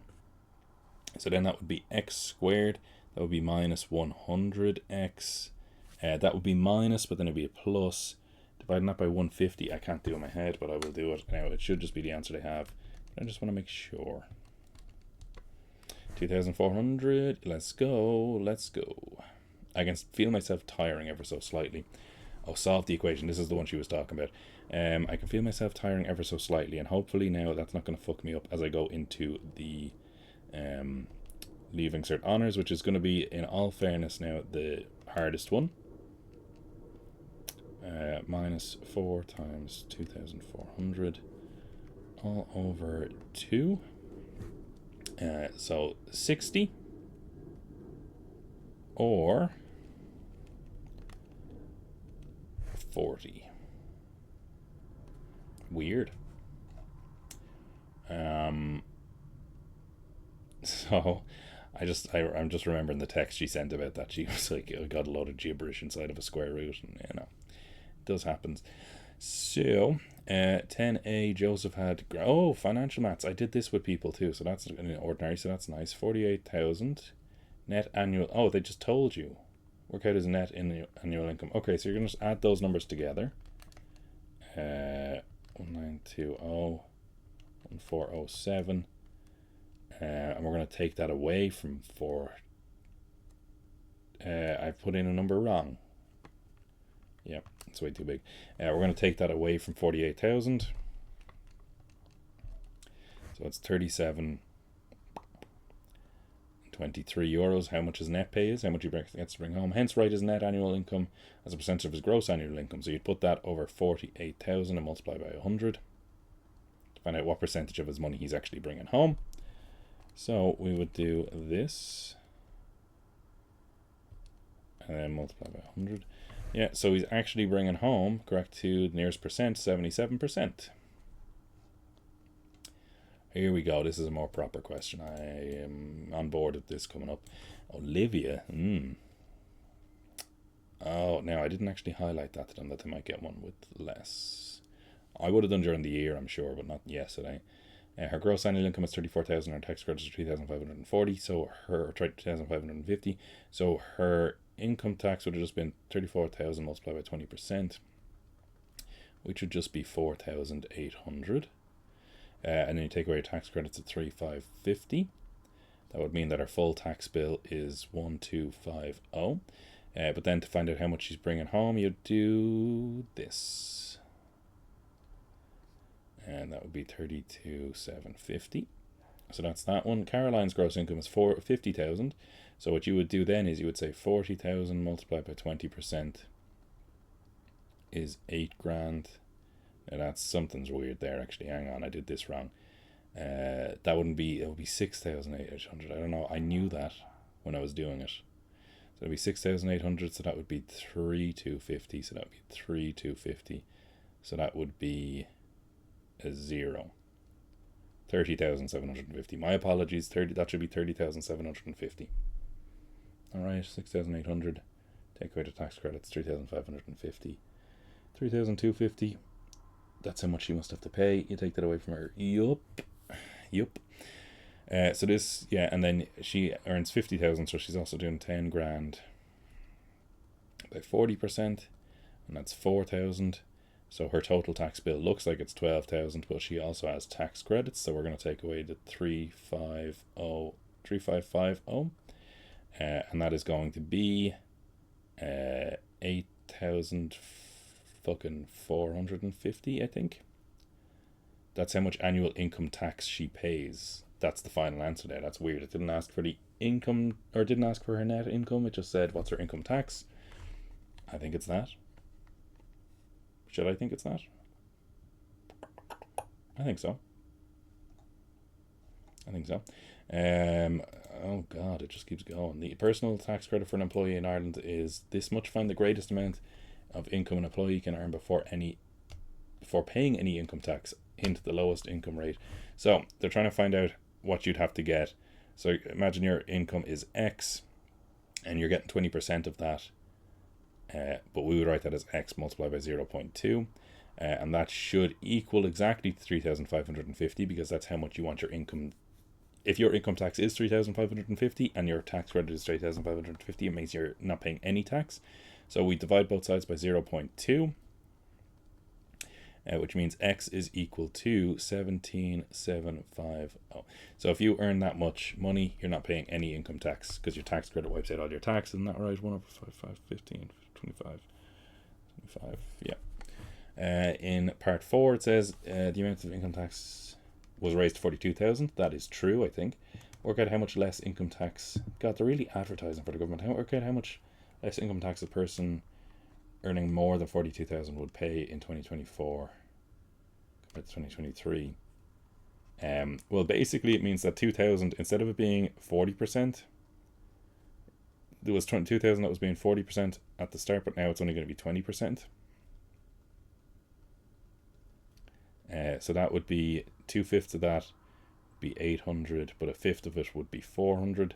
So it means that as long as you're earning over 4,200, you're saving 400 in tax each year. And it still goes. I thought we were done. An employee who works from home may qualify for tax relief on their electricity and broadband bills. Jesus, the government's class. The amount of tax relief such an employee can claim A is calculated using this formula. Oh wow, total annual thing multiplied by D over 365, where D is the number of days worked from home. Okay, all right. And annual electricity bill was 1950 and the broadband bill was 400. She works on from 120, find out how much tax relief she can get. Okay, so it's going to be 2,350 multiplied by 120 over 365 multiplied by 0.3. Okay, 2,350. I just feel like they're trying their hardest to be like, hey, by the way, aren't we class? Aren't we really nice that we changed all the taxes and stuff, and also you can claim money? Maybe I'm just a cynical arsehole, but you know, two things can be true. Correct, the nearest thing would be 231.78. Tara also worked from home for a number of days. Tara's total electricity and broadband bills were this much. She claimed tax relief of this. Calculate how many days she worked from home. That's a bit mean, I think, in all honesty, for ordinary level. I don't think a lot of people would have been getting that. So it would have been 2,250 multiplied by D over 365 multiplied by 0.3, and they're saying she got 135. So what we'd have to do is we'd have to divide everything by 2,250 multiplied by 0.3. Same over here. So we would do 135 divided by 0.32250. I just wrote it backwards on my calculator. That's 1 over 5. That's kind of nice. D over 365 is equal to 1 over 5, which means that D is equal to 73. I think 365 multiplied by 73. Okay, so that means she worked 73 days. Now, how do I do this? 1, 2, pausing again, hang on. Okay, for full transparency, I just ate 5 chicken nuggets. I took a little break, half an hour run, and then I might have to take a break during the honours, leave insert 1, to go shower. But hopefully my brain isn't too fried to give it a shot. I am aware that for the honours exam there is financial maths and from first principles, just again for transparency's sake, but I don't know what they actually are.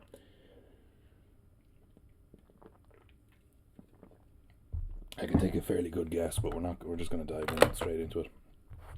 Now, how do I turn the timer back on? Is it 2? Yeah, okay, I think that's working. Okay, let's see. Hopefully I don't embarrass myself too much. This is going to be the hardest one, obviously. Well, alright, I say that, and then we got this. People are giving out about this, I'm going to be raging. There might be some shenanigans to it, I'm only taking the piss. For question 1, A, B. Solve the following. I'd square both sides. You get n squared minus 6n plus 9 equals 3n plus 1. N squared minus 9 n plus 8 equals 0. So n is equal to 8 and 1. Yeah. Okay. Write the following as a single fraction. What? Okay, that's worrying that the first questions are so nice. So that would be 48 t minus 14 t minus 7 all over,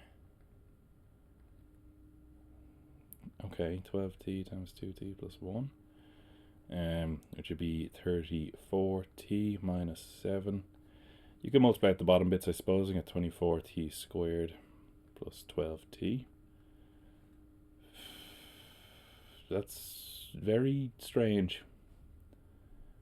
Did I do that right? That's very strange for honours. Honours leaving cert. I guess they might have just felt guilty about how they shafted people last year. That's very weird. Did I do that right? 14t 7. They all became minuses because the minus in between the two things. Okay.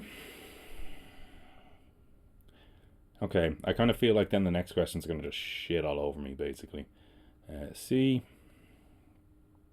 Ooh, that's spicy. Okay.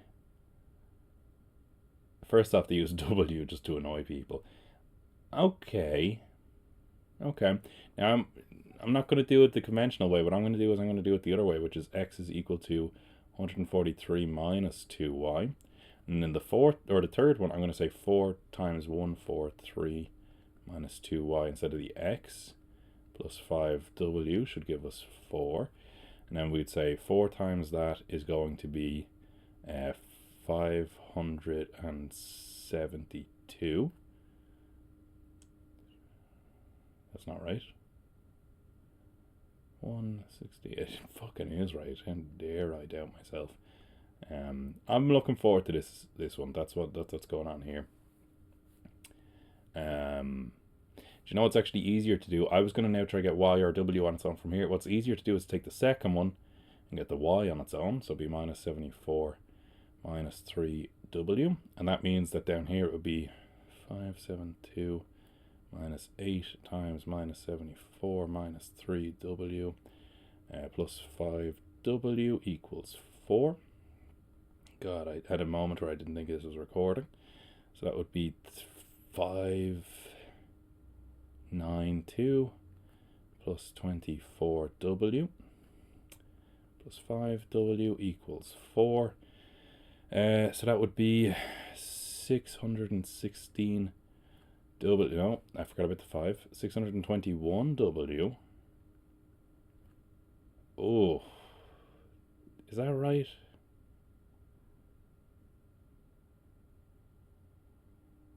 Is it equal to... Oh, it's not right because I added the wrong thing entirely. Scratch that for a second. So that's going to be 29w. Wow, is 1,000... 1164 should be minus 1160 when you add this forming over, making minus. And then 1160 divided by 29, goodness gracious, is 40. I wouldn't have known. Okay, so w is minus 40. Then we can go back up here and say that means that y is equal to minus 74 minus 3 times minus 40 to be 120, which would be 46. Yeah. And that means that x is equal to 143 minus 2 times 46, which would be 92, which would be means that x is equal to 51.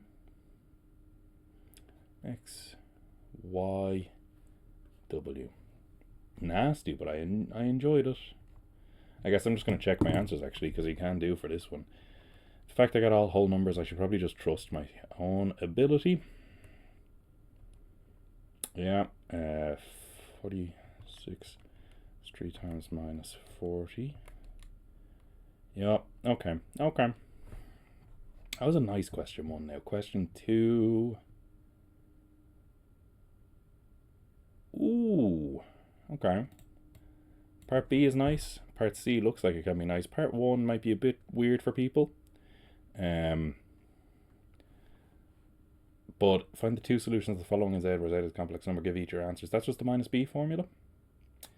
So I'm going to do the minus b, but the problem is you can't do it in the calculators because, and I do have a calculator, as we all know, that can do that, but I won't do it, I promise.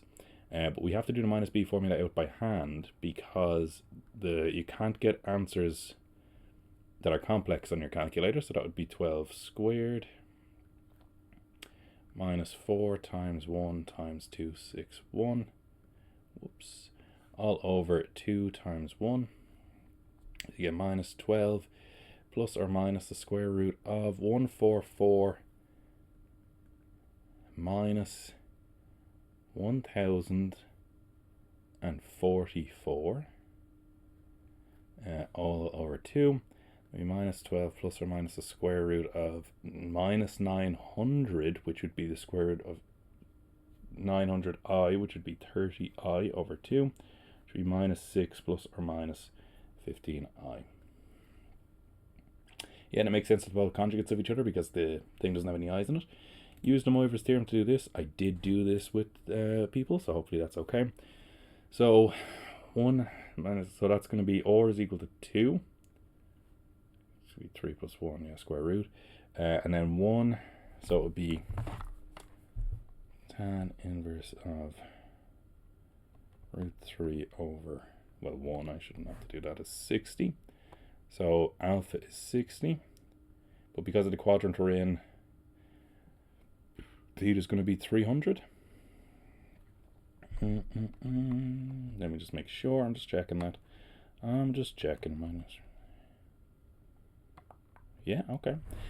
Now, writing that in polar form, we get 2 bracket cos 300 plus I sine 300. No fractions though, I don't think, right? So that's nice. So they want that all to the power of 9. So then that would be 2 to the power of 9 cos 2700 plus I sine 2700. And then you would do that. Well, now let me see actually. Cos 2700 is minus 1. Okay. 2 to the power of 9. So it's minus 512. And this should be 0i if I'm correct. But I'm going to check. Sine 2700. 0. Yep. Okay. It's not bad. Point there shown on the diagram. Plot and label the complex number. Ooh. So you want to make sure you're in radians. And then what you're going to want to type in is cos. Well, yeah, make sure I'm going to actually just do it in degrees. I'm going to say 4 cos 30 would be root 3 over it. So it's going to be 2 root 3, which is 3.4. Is that right? 4 cos 2 root 3, which is 3.46. So we got to 3.46-ish, which is going to be like here. It's not letting me write. 3.46, which is going to be here. And then the other one is going to be 2. So that is going to be EU as accurately as possible. I appreciate that they said that. They're aware that the square root bit, the square root of 3 is going to be nasty. The complex number is 0 plus 0i, you bastards. Right the size of the angle. Whoa. So this angle here, give your answer in radians. Okay. So I don't think people are going to be thrilled with my way of doing this, but what I'm thinking is we're going to make a triangle out of this with trigonometry. And it goes from, so up here, the length of that, because it goes from minus 2 to, what did we say that was? 2 root 3. The length up here would be 2 plus 2 root 3. We know that the length of this line would be Pythagoras with 2 and 2, which would be 4 and 4, which would be 8, which would be 2 root 2. And then here it would be 2 root 3 and 2, so it'd be 4 and 8, which is 12. Square root of 8, square root of 12 is 2 root 3. Now, is that right? Because that's mean if they did that. 2 root 3 squared. No, it's not. I lied.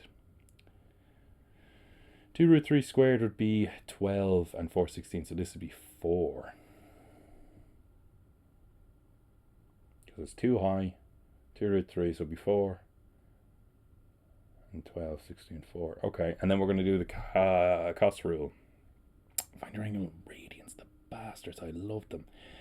So what we would do is we would say that 2 plus 2 root 3 squared is equal to 8 plus 16 minus 8 root 2 16 root 2 cos A. 2 plus 2 root 3 squared gross. 16. Take away 8. Divide by minus 16 root 2 is absolutely appalling. Exactly just as I would like. And then we do cos inverse of that. And we get 105 in degrees, but they said give your answer in radians. So 105 degrees in radians. Hang on, 105 be 7 pi over 12, I think, in radians.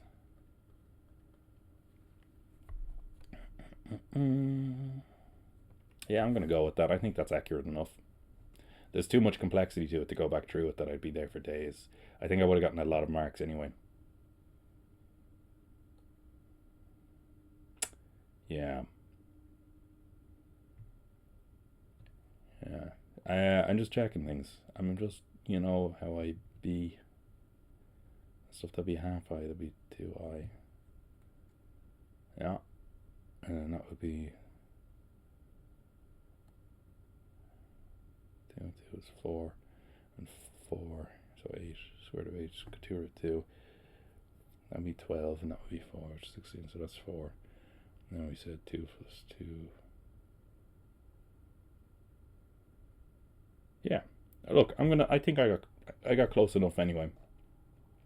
Oh, I literally said this to you people. Oh my god. That worked out so nice. 3a. If you were to try to integrate that, I forgot about telling you about the plus c. Hopefully you remembered that.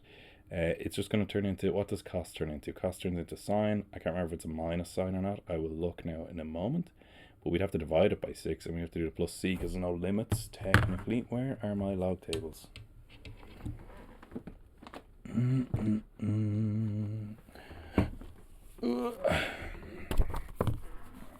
So, cos, yeah, no negative, so that's fine. The function f is defined as this. Find the equation of the tangent to the curve, to the graph of f at the point where x is 2. You do not need to simplify your answer. That means the answer is going to be a bitch. If they don't want you to simplify it, oh, it's going to be gnarly. No, it won't be. I don't know what I'm saying. What? You don't need to simplify it. Find the equation of the tangent. Oh, find the equation might be weird. Well, what I'm going to do is I'm going to find f dash x first. It's going to be 6x squared minus 18x plus 5. F dash 2 would be 6 times 2 squared minus 18 times 2 plus 5, which would be 29 take away 36, which is minus 7. 4 times 6 is 24. 36. I think so, yeah. Now that's the slope. So, in this kind of shit, we know this is 2. We don't know what this is yet, but we know that the slope is minus 7. So it will be going down, actually. The graph is wrong. So what we need to do is we need to do f of 2, which I'm just going to type into my calculator just to save me the absolute bother. Minus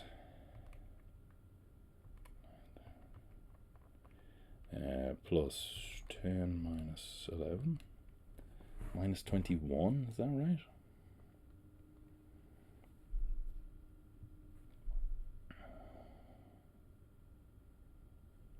Okay, I think so. So I know this is minus 21. Then for the equation of the line, we'd use y minus y1, which is minus 21, which is 21. Equals minus 7 bracket x minus 2 y plus, you see it says you don't have to simplify, so is that okay? Was I alright to leave it at that? plus 14, and then I would just hike everything over to one side. Sure, why not? We end up with 7x plus y plus 7 equals 0. Yeah, the equation of the tangent of the curve. All right. Is that it? Yeah. Okay. It sounded so much more worse. It's the right exam, yeah. Find the x-coordinate of the point of inflection. Point of inflection is the second derivative, so I'm going to have to figure that one out first. Then you put that equal to 0, so that's going to be 12x minus 18. You put that equal to 0. X is equal to 1.5. Okay. So is that a completely different one? Yeah, that's fx, so here's px. Okay, C is length, so we don't need you anymore, apparently. There are two values of x in the domain from 0 to 10 for which the slope of px, which is the curvy bastard, is equal to the slope of the straight line, right? Uses the information in the diagram to estimate these two values of x as accurately as you can. So basically they want you to have, if you think about it, that there would be a tangent to the curve that is parallel, so it would be like here, and the same would be like here, I'm going to say. And they want the two values of x, so I'm just going to kind of guess. Now here, this is going to be a bit fishy. I'm going to say 2.25, let's say. Or I'm going to say like, I don't think it's, let's say 6.6. Where p dash x is equal to L dash x. Yeah, I'm gonna... Oh, no, actually, no. Wrong. I've done that wrong. We're gonna get rid of all of that. That would be that it's parallel. Oh yeah, but that is...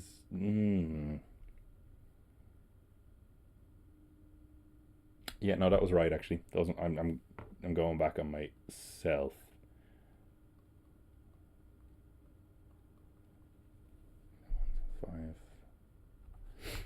2.25. The slope of that one is equal to the slope.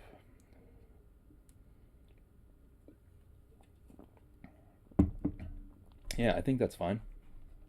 Ooh, first principles. Wow. Oh boy.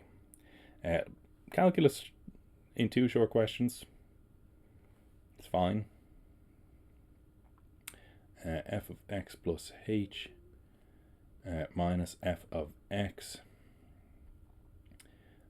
would leave you with 2x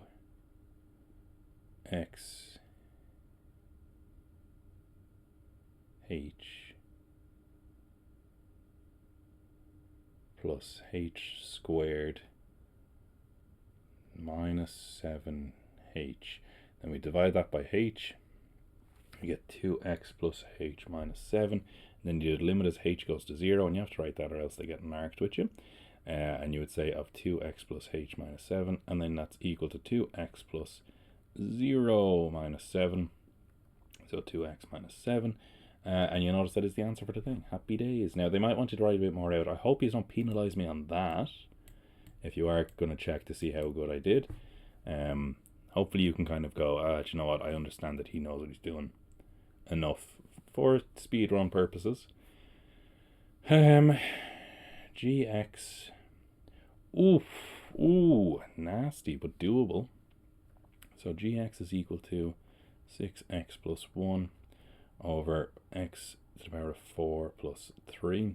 So we need to find the derivative, and to do that we have to do the quotient rule, where that's u, this is v, so du dx is equal to 6, dv dx is equal to 4x cubed, and then the quotient rule says you do v first, I think, x to the power of 4 plus 3, I'll check that in a moment, times 6 minus the u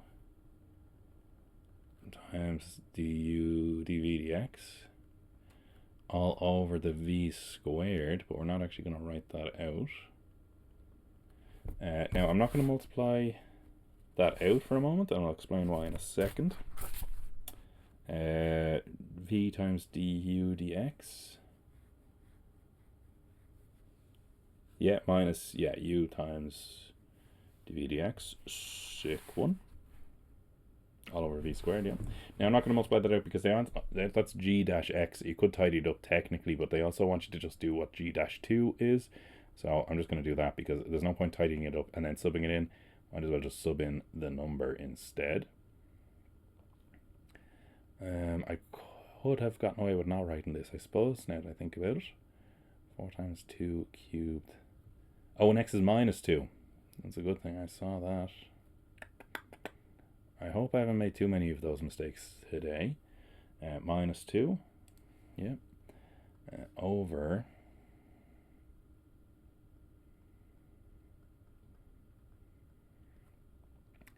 Can I do that? That's going to be 16. That's going to be 19. That's going to be 114. I'll do it separately. 114. That's going to be minus. It's going to be minus 12 plus 1 is minus 11. And then minus 11 times 32. Minus 32. So it's going to be minus. Yeah, okay. So it's 11 times 32, which is 353. Not 352. I lied. That's going to be 2 by 2 is 4, 2 by 4 is 8, 8 by 4 is 32. The minus would cancel with that minus, but there'll still be that minus. It's going to be 32 times 11. Yeah. And then that's going to be over 19 squared. Is that right? 19. 2 by 2 is 4, 4 by 4 is 16. 16 plus 3 is 19. 19 squared is going to be 361.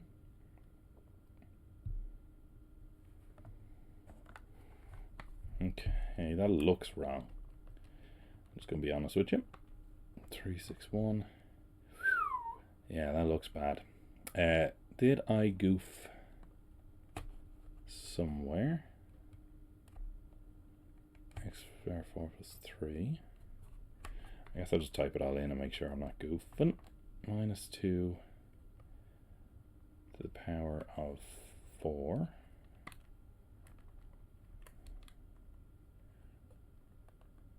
Would be 16 plus 3.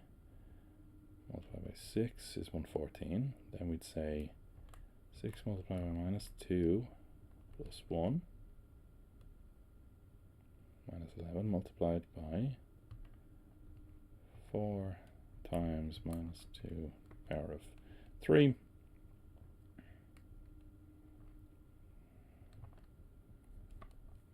Minus 2 power of 4. Oh, no, yeah. 19 squared. 361.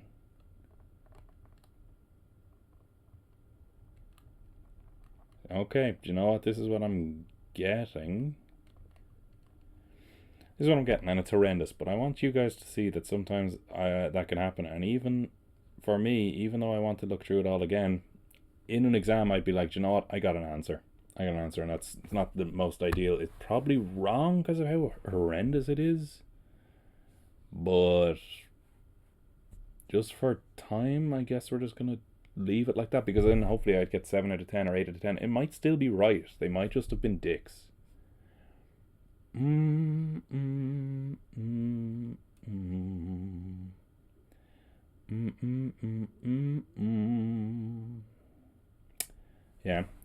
Yeah, they might have been dicks. Maybe I wrote something in wrong somewhere. Maybe they were just dicks.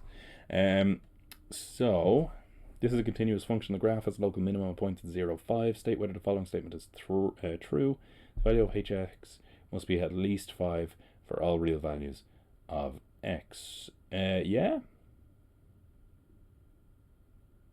Oh, no. No, of course not. No. Local minimum. So that's not true, because you could have a cubic like so, where the minimum here would be 0 and 5, but you could have hx values or y values, because that's what hx is, in the 5 to minus infinity category. Local minimum means like for here and here, it's going to be 0.5. Sure. And that is what we define it as. But the justification there is no, because it's only a local minimum. It's not the global minimum or universal, whatever you want to call it. Question 5, the fun part. I might stop before I go into the long questions to go shower. First 3 terms. Arithmetic means that we can do t3 minus t2 and put it equal to t2 minus t1. So then that would be p minus 4 is equal to 3p minus 4.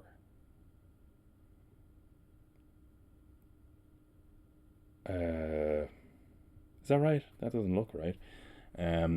So if we did... Oh, I took it down wrong. That's why it looks wrong. That's 6p plus 7 minus 5p minus 3. That's 5p minus 3. That's 2p plus 1. So yeah, that would be p. That would be plus 11. Plus 10. Plus 10. Jesus, I'm getting tired. That's what that means. That's going to be 3p. That's going to be minus 3 minus 1, which is minus 4. And that means that we're going to have 14 equals 2p, which means p is equal to 7. Oh, G7. Ooh, G7 is equal to 6. G11 is equal to 3 over 8. 7th and the 11th terms of a geometric series, respectively, find 2 possible values of or. So that must means we multiply by or 4 times to get from here to here. So that, or yeah, once to get to 8, twice to get to 9, 3 to get to a 10, and 4 to get to 11. So it's 6 multiplied by or to the power of 4 would give us 3 over 8 as an answer.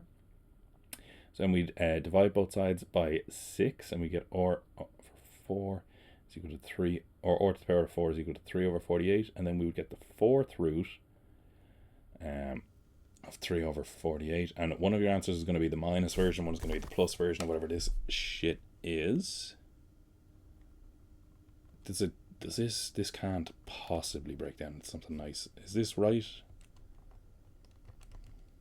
Oh, no way is that real. How? What?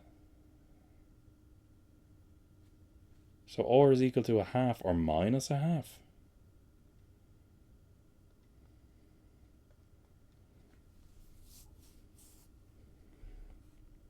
Oh, okay. I just don't see how the square root of 3 over, or the 4th root of 3 over 48.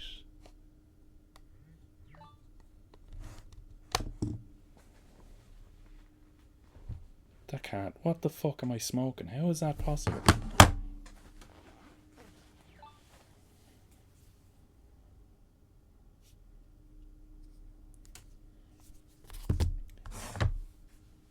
That's weird. I shouldn't be doing this in the speedrun though. I'm just kind of contemplating about life. I feel like my whole life has been turned upside down by the fact that the 4th root of 3 over 48, my calculator's telling me, is a half. Oh, that doesn't make any sense. Maybe I'm just really tired.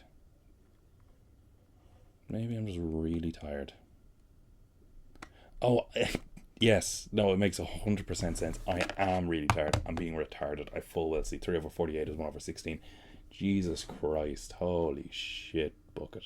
So those are your 2 values for or, and that's a fine question. No problems. A sequence of functions f. I know my labeling isn't that great. I do apologize in that regard. But hopefully you can kind of see what I'm doing. F O is equal to X 2024. I said they like putting in the current year. When n is greater than or equal to 1 though, Fn, oh, is the derivative.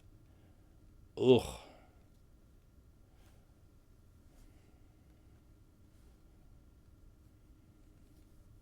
N minus 1, of course, yeah. Oh, that's gnarly. That is gross. Fn is equal to the derivative of Fn minus 1.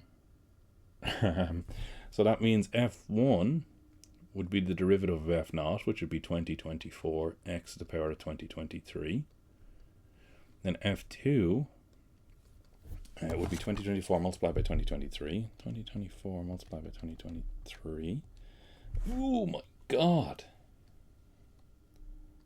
Oh Jesus. 4,094,552. I'm really having fun with this shit. This is crazy.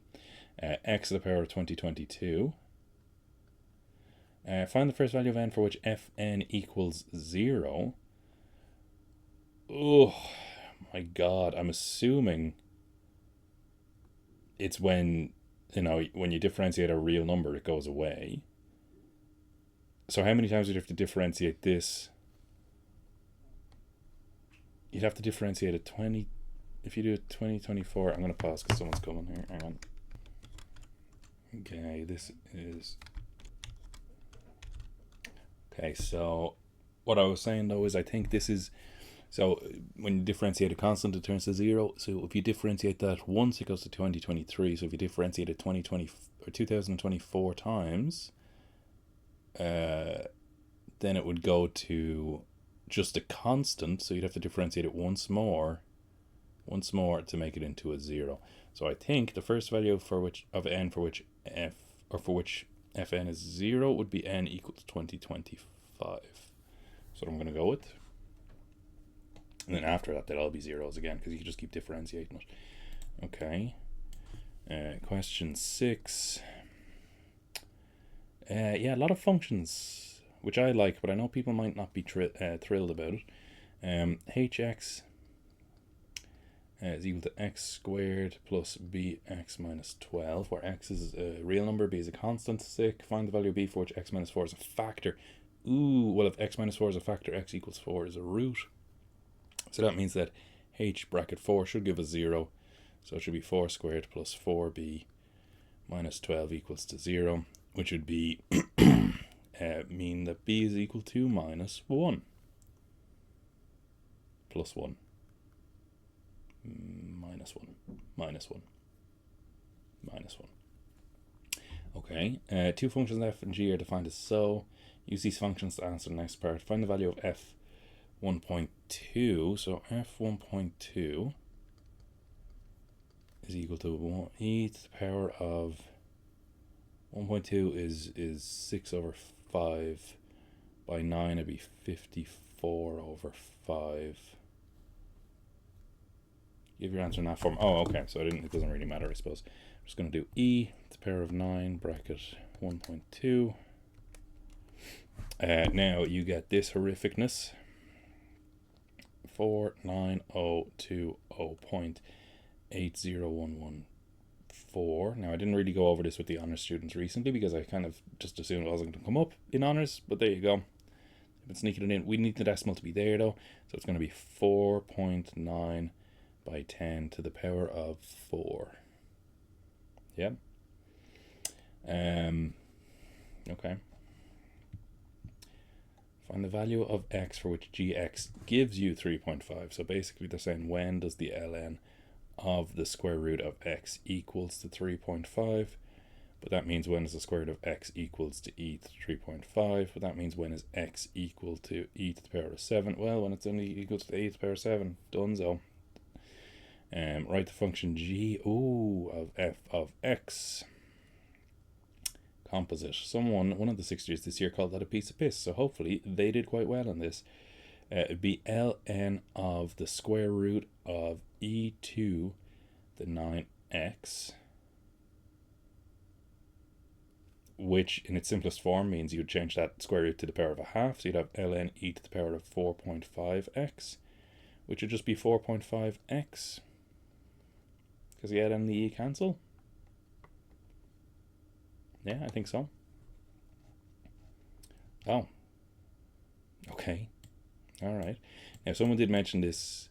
Oh, I'm actually going to pause it here, and I'll come back and finish this off. So, this, and then... Okay, back. How do I unpause? Yeah, so, long question time. Let's see. I hope this doesn't take too much longer. Question 7. Fee as a gross annual... Yeah, we weren't really expecting financial maths to come up this year because it came up last year. I would have done it. People were giving out and like, my teacher said it won't. So, okay. Now, what is it? It's just income tax, 54 grand. 20%.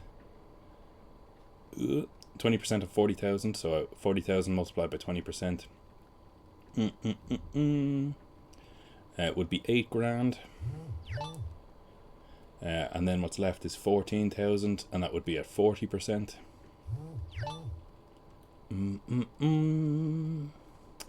That'd be 5,600, I think. Divide that by 5, you get 2,800, and then double that. Yup. Add them together, you would get 13,600. And then you minus her tax credits of 1,775 is quite low for tax credits. I think based on this year, she's only a single person. She doesn't work at all somehow. I think that doesn't matter. It'll be 25. That would be 8. And that would be 11. So that'd be 15. Should I do this on my calculator? Probably. Am I gonna? No. 175. Yep. So that's her tax. So then we'd have to do 54,000. Take away that number to find out how much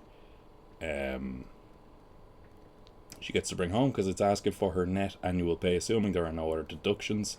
I'll have a read of it again just to make sure I didn't miss something, because it seems fairly handy, because that's very similar to the ordinary level one that I did earlier in this.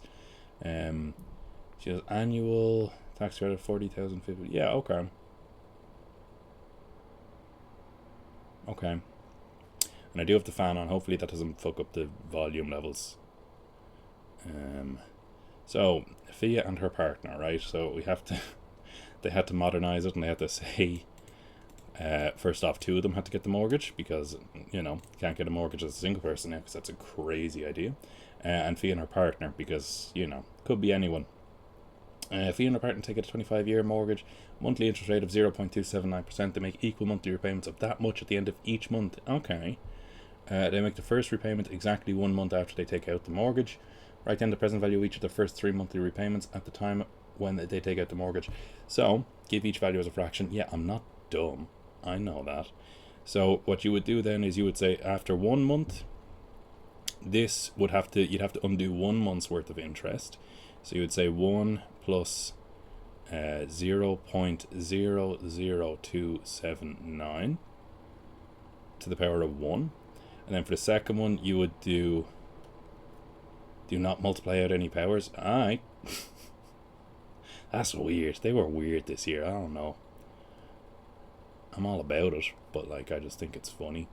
1 plus 0.0027. I'm going to kind of make sure that I'm doing this right, because sometimes this can get beyond me. But I'm assuming, now the way they worded it was weird, but I'm assuming they just want us to write it like this and just leave it like this. Give each value as a fraction. Yeah, I've done that. I haven't multiplied out any of the powers. Yeah, that's right. And the reason why I've done 1, 2, 3 is that's how many months of interest I'd have to undo. Write down the present value of each of the first 3 monthly repayments, the time at which they take out the mortgage. Okay, work out the amount of money that Fia and her partner borrowed for the mortgage. Give your answer correct to the nearest euro. Now, what you could do is make this a sequences and series type of question. I'm going to just check and see if you could have used the amortization formula, because that would save me time in the speed running community. That would be smiled upon. You could. Otherwise, you'd have to use SN. Now, I want to make sure 25 years, 12 25s would be 300. So, N would be 300. So, I'm going to say it should be, if we use the amortization formula, the bastardization method, because it doesn't say how to do it, so I'm just going to do this. I'm going to divide it by 0.00279 multiplied by 1.00279 to the power of 300 over 1.00279 to the power of 300 minus 1. Is that right? And that should just give me the answer. Now, if you're watching this, don't get downhearted if you didn't do this, because See, is literally me using like mathematical witchcraft to just kind of speed run it. As I said, there's technically a more, I don't want to say more correct way, but a way that I would have kind of expected people to do it instead. I've just tried to avoid that. I think that should work. Let me just see. 1647.75. We kind of be able to tell because of how much a mortgage should be. Like if we get €27, I've done something wrong. 1.00279. Close bracket. Put that. Oh, I forgot the 1. There you go. That would have been a mistake. That's 1. And we're going to do that to the power of 300. It's 3000. Then we're going to say 1.00279 to the power of 300. And I am going to write -1, but not in the power like I just did.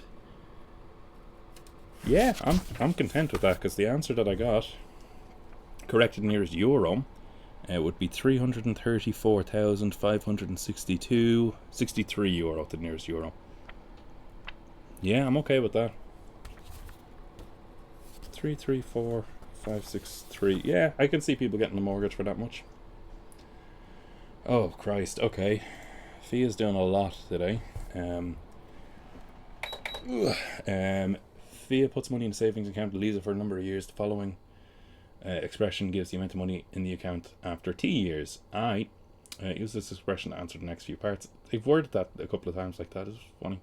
Use differentiation to find the rate at which the amount of money in the account is increasing after 3.5 years. I don't think I've ever seen them use calculus in a financial maths question of this ilk before. Maybe I have. Difference correct nearest euro. So use differentiation to find the rate at which money in the account is increasing after 3.5 years.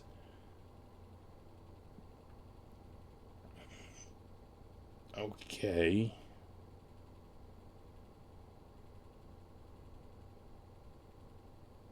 Okay. Sure. Alright. Well, technically that would be the chain rule, but there is in the log tables a formula for that, and it just says kind of multiply by that number instead. So it'll just be like this. And then after 3.5 means now sub in 3.5 in place of the t. I'm going to just type that in on my calculator though, if that's alright with you guys.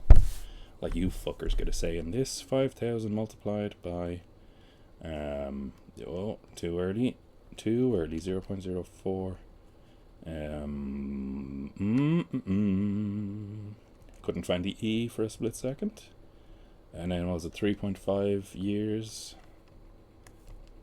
plus equals? Okay, and again, give your answer correct nearest euro, so 230. I might have to make a new whiteboard because this is starting to lag a bit. Use integration to find the average amount of money in the account over the first 5 years. Give your answer correct nearest euro. Okay, now this one is also a rule that's in the log tables, I think, and it just means divide by that instead. So if I was to integrate that, it would end up being 5,000 over 0.04 e to the 0.04t. I guess I'll just check that to double check, but I'm pretty sure that's how it works. Log tables, yeah, for differentiation, yeah, for integration, yeah. Now that's going to annoy people as well. I full well understand that. Over the first 5 years, so I'm going to just change that to a 5. So how can I do this the lazy way? I can do this because I'm a bastard. You guys can't see this, but trust me, I'm being a bastard. And then I can do that just to speed up nonsense. And that would be, so if you integrate, I didn't write it down, but if you integrate this, you'd get 152.675. Now you technically should also sub in the 0 part and minus it, because that's how integration works, don't forget. But that will be, hold on now, 500. Something's not right. If I did that as a 5... Oh yeah, that's not a decimal. Sorry, that meant to be a comma. That makes more sense now. And that would be 0.34. And then you minus that. I don't know, anyone seen the new Star Wars? 12500. And that would be 27675.344. But don't forget, because I said the average, you have to divide it now by 5. And it wants to correct to the nearest euro. So that is 5535. I left out the 3 initially just to make you think I was being stupid. Okay, so on average, over the first 5 years, there's 5,535 in the account. Find the average amount of money in the account. Okay, unless I fucked that up, but I think that's okay. Find the annual rate of interest, AER, for this account. That is, find the final percentage increase in the amount of money in the account over the course of 1 year. Okay. But that's... Okay. Just making sure I didn't read all that wrong, because technically I would have thought that that's just kind of happy out, no? People's money in a saving account for a number of years. The amount of money in the account in euro after 2 years given by this. Okay. So the AER would just be how much you're adding on each year. So if I just find out how much is at the end of year 1, and just find out what that increase is as a percentage of the original, which I'm assuming is 5 grand, yeah, because you put in 0 for T, yeah. Alright, well if you put in 1 for T, 5,000 e to 0.04 would be 5,204. So the interest after a year would be 204 and 5 cents. If we do that over 5 grand and multiply by 100, it should tell us the interest rate for the year. I thought that was going to be weirder. Because that question went so well for me, I kind of assume I've done something wrong, basically. But I'm getting 4.09%.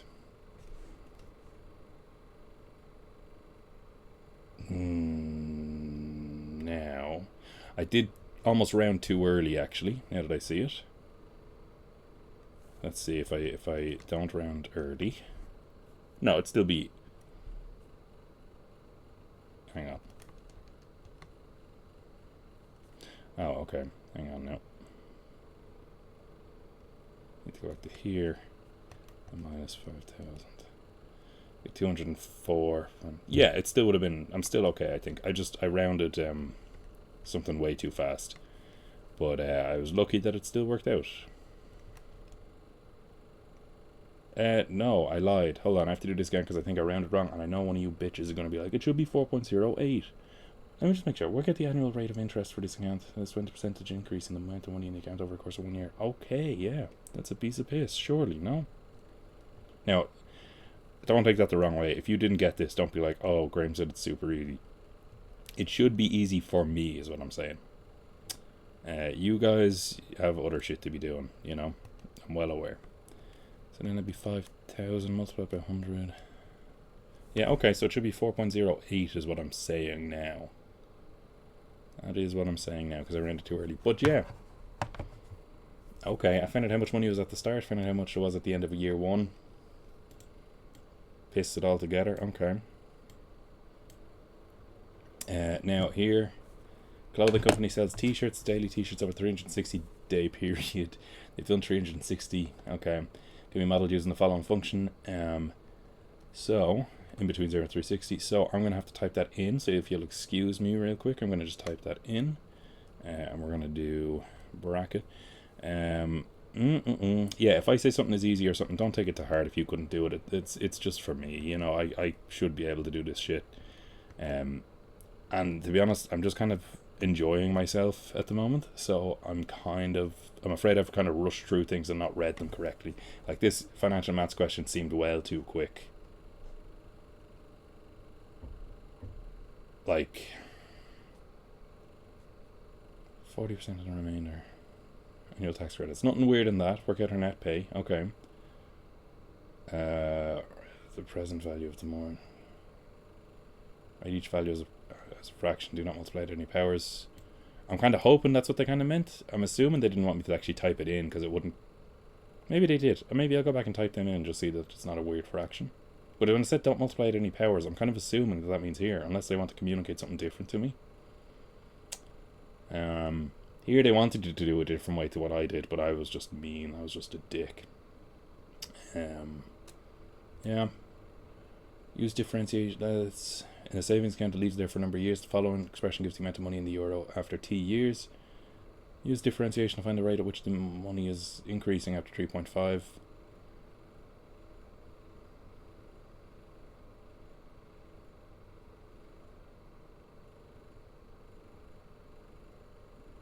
Yeah, give your answer correct in nearest euro per year. Yeah, I think so. Use integration to find the average amount of money in the account after 5 years. Give your answer correct in nearest euro. Integrate that, you're definitely dividing by 0.04. But in 5. And then you have to minus the 0 part. I suppose that was the trick I almost didn't do. Because everyone would assume the 0 bit is going to be 0, but it's e to the power of 0, so it wouldn't be. Then divided by 5 for the average amount, sure. This is the annual, work out the annual, that is find the percentage increase in the amount of money in the account over the course of 1 year. Yeah, I think that's fine. I think everything I've done is somewhat okay, which is very strange. Because it looks atrocious. Now what I will say is step here needs to be 60 on your calculator if you're doing table mode. And then, what is this? This is 6. 43 is there. 62. 69. But no one knows why it's funny, huh? Nobody understands. Everybody laughs, but nobody knows why. 69. 70. 71. And that looks weird. That looks like something is wrong. But I think it's fine. And then 78. Okay. Draw the graph on the axis below. So again, I'm just going to try do it here because it's just weird to me. So that's 1. 60 is 43. So like here we'll say. 120 is 62. So like here. 180 is 69. This graph is smaller than the ordinary one, right? I think I'm not losing my mind here. And that should be 70, 71,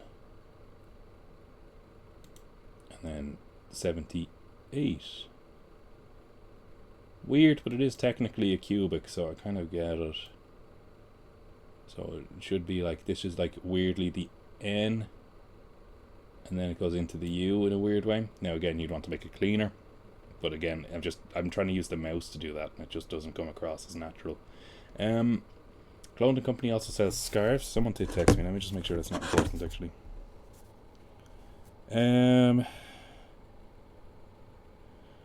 Someone didn't like the long questions. Well, I'm loving them. Clothing company also sells scarves. The daily sales of scarves can be modeled using the following function, which is a periodic function with a period of 365. I kind of did this yesterday, but not to a high degree. Fuck, okay. Here, T is an element of order, time in days from January 1st, 2024, and that's in radians. Work out the maximum, minimum. Daily scarves, you need to use differentiation. Bitch, I know that. The maximum would be 40. 40. And the minimum would be 2. A different function. Oh, is that it? Okay. No, it's not it. A different function can also be used to model the daily sales of scarves, where CT is equal to ST minus these things. Again, T is in time and days from whatever. It's all fine. Find the value of T for which blah and blah give the same number of daily sales. 80?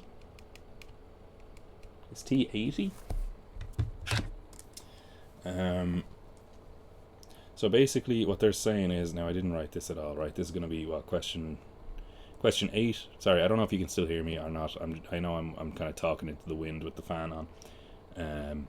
So they're basically saying, when will S of T be equal to C of T? When will they give the same number of daily sales? But S of T is, or C of T is S of T minus 2.4 plus 0.03 T. Now I could write in S of T into both of these because I know what the formula is, but if I bring all this stuff over, it just become a minus and end up cancelling. So you're left with 0 is equal to minus 2.4 plus 0.03 T. Bring this over, make it a plus, and divide it by 0.03. That would be t. And that is 240 over 380, I think. That's what I'm going with. Oh, and we're just fucking done with it. Oh, this is E is the one that I was kind of expecting to come up, and that's what I was kind of telling them about. The graphs of three functions is shown below, not the scale. Of course not. One of these graphs shows the function ct over a number of years, where it's equal to that. Write down the value. I think it's, or write down the graph. I think it's L. So st being equal, st, if you minus 2.4 from it, it just means the graph's going to be 2.4 lower.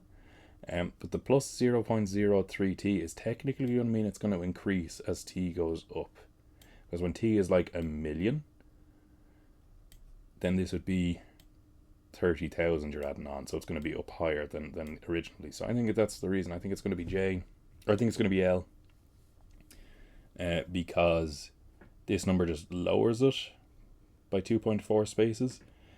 But this one will higher it by 0.03 of whatever t is, and t, as I said, could be 1,000,000, which would be 30,000 increase. So as t gets bigger, so will this thing, and as that gets bigger, so will the height of the graph. Yeah, the st, because it's the st beforehand was just a sine or cos graph, it's going to be repetitive anyway, so it doesn't make a damn bit of difference. Oh, that's, yeah, okay, I just have to do part E. Okay.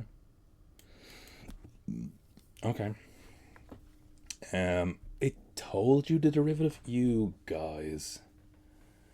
Find the value of t that gives the first local maximum of c. It even only says the first... Oh, local maximum. That is fair. That one caught me out with someone else the other day. That is the first time that c dash t is equal to 0.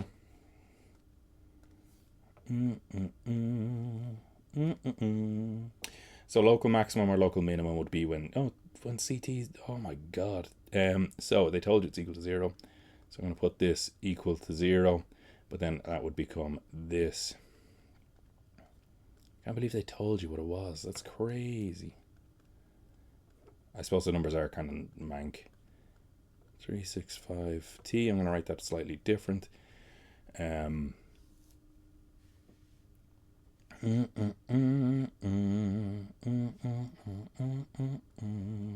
end up with sine 2 pi over 365t being equal to that'll be 365 over 38 pi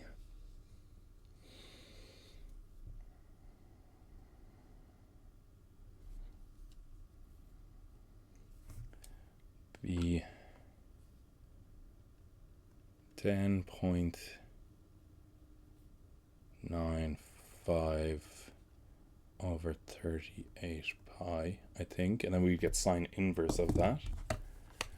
But what you have to recognize at this point is that it's going to be a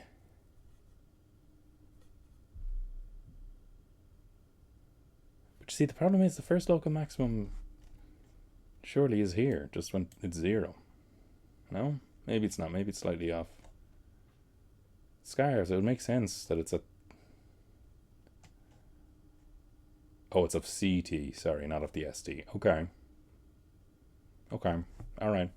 Just going to be slightly off. Okay, I see them. So we're going to get out of table mode again. We're going to go to sine inverse. And we're going to write... I'm going to write it out properly, though. I kind of tried to abbreviate it in my head, but now that I'm looking at it, I just don't trust it. 38 pi. Now, actually, we need to be in radians, don't we? I think we do.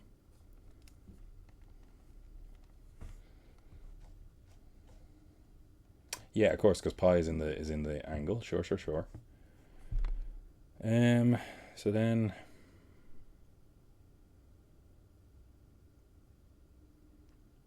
let me just make sure, because this is weird looking. Okay, yeah. I guess it's going to be a small number. So this is technically a cast question, right? So it's ASTC. Sine is positive, so we're going to pick these two. I'm getting my reference angle to be 0.09185 radians. And then in this it's going to be, so therefore I'm going to say 2 pi over 365t is equal to 0.09. And I think that should be the answer. Well, the correct one is what I mean, because we also technically have to do this. And then do pi minus that. So if I do pi minus answer, I would get 3.04974. Now, technically speaking, I would also have to do plus 2 pi n here, but I'm probably not going to do the red bits and hope it just works out, because the way they phrased it, I kind of don't think I will need to. So then I'd have to do that multiplied by 365 divided by 2 pi. So that first, that t over here would be 177.164. But this one would be 0.09185 divided by 2 pi multiplied by 365. So t is equal to 5.3357. Now I know I don't have to do 2 pi n. I know you guys might not see that. Now I'm going to assume this one is a maximum and this one is a minimum, simply because this one would be in January, whereas this one would be in June or July or some shit. Yeah. How do they expect you to prove that?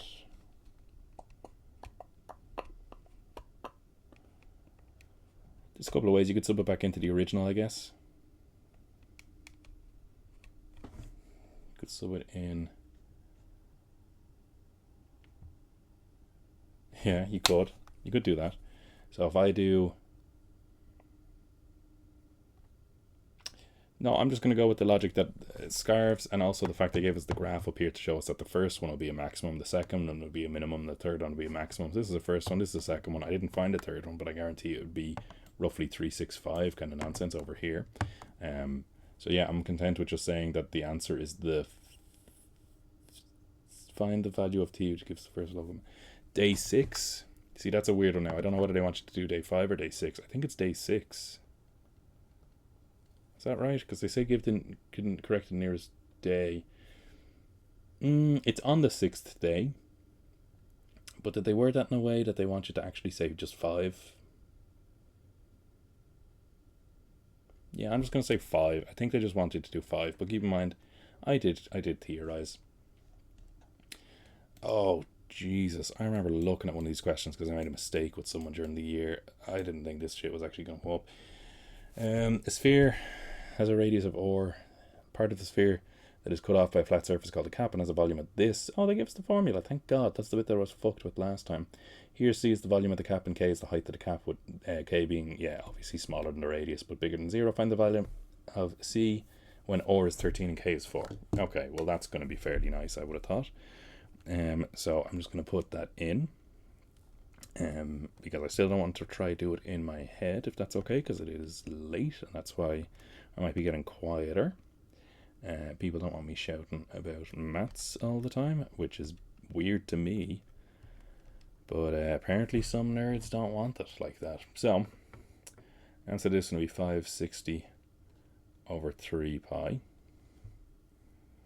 Okay, a different sphere has a radius of 8 and a cap with height of y, so they don't tell us what that is. And the volume of the cap is this. So use this and the expression for C above to show that below. So they're just asking you to rearrange the formula. That's fairly okay.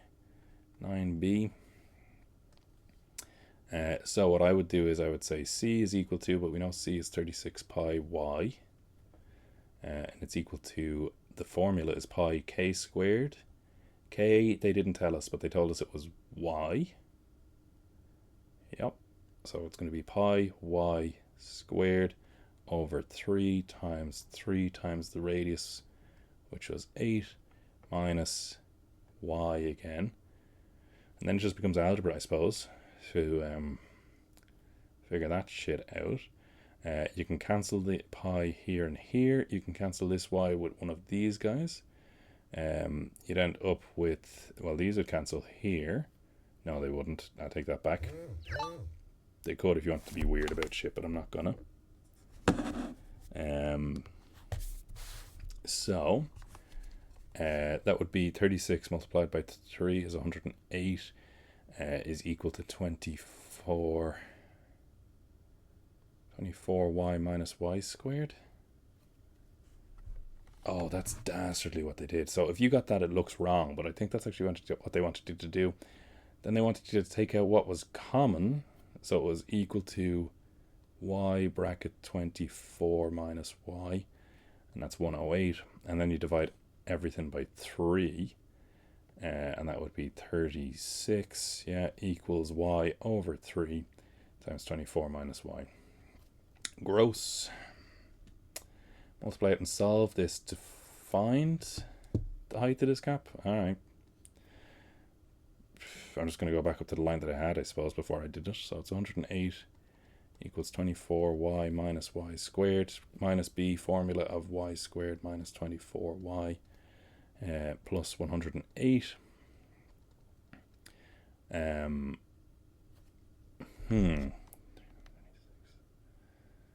6 times 18.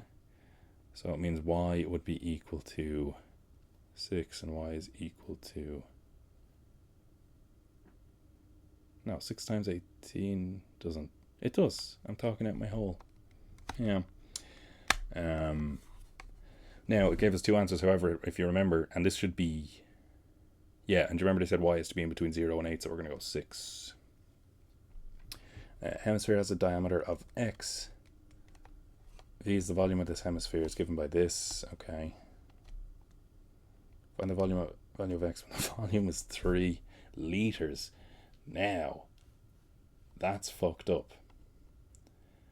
Because in order to do that question, you need to know that 1 liter, that's mean. I think 1 liter is equal to 1,000 centimeters cubed. That's mean. So 3 liters would be 3,000. So basically it's saying instead of the volume, you can put 3,000 centimeters cubed. Now I'm not going to do that. Is equal to pi over 12 x cubed. But then we have to get the cubed root of 36,000 over pi. So find out what x is.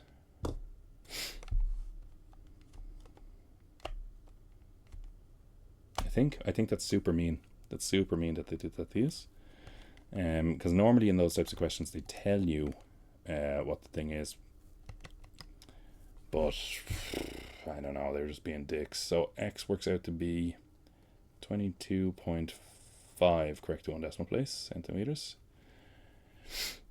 It's getting late. I'm going to just kind of fly through. Hopefully I don't get it wrong. The volume of the hemisphere is increasing at a constant rate of 450. Oh, rates of change. Find the rate at which the diameter is increasing with respect to time. So, they're asking us in D to find the rate at which diameter is increasing with respect to time. Oh, so they said with respect to time. Okay, so they're asking for dx dt. We can't do that. We're going to find dx d something or multiply it by d something dt. And because they told us dv dt, we're probably going to use dv. We know this is going to be 450. Now this guy, dx dv, what we have to do is we're going to say v is equal to pi over 12 x cubed. dv dx is equal to pi over 4 x squared, which is the same as pi x squared over 4. So if you flip it upside down, dx dv is equal to 4 over pi x squared. And they said they want to know about it when x is 20. So it's going to be 450 over 25 pi. Okay.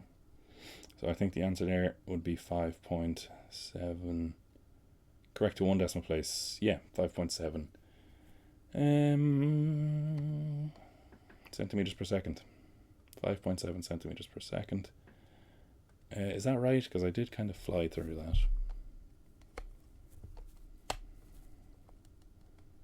that. No, it's not that. I did do some maths wrong, actually. I see that now. 4 over... No, 4...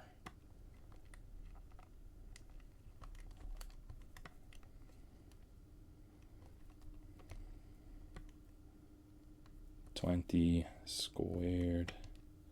Okay, so that's not the answer at all. I'm going with 1.4 centimeters per second.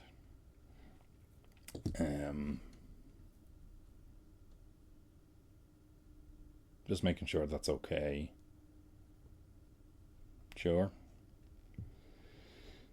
Okay, I'll do this last one on this page, and I'm going to have to open up a new whiteboard because this is starting to lag too much. A cone has radius this, height this, curved surface area can be written like this. Rearrange this to write h in terms of... Okay. If you say so, buddy. If you say so. So then we'd say s over pi or squared minus or squared. It should be a minus, and the square root of that. So that's an acceptable answer, but the way I want it written means that I can't finish it like this. So instead we're going to leave it as square root of s squared minus pi or cubed over pi or.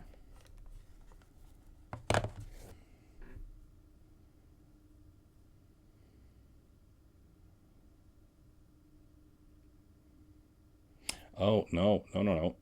I made a mistake, a grievous error. I forgot to square out the bottom thing, so it'd be pi squared or squared. So that'd be minus or to the power of 4 pi squared or to the 4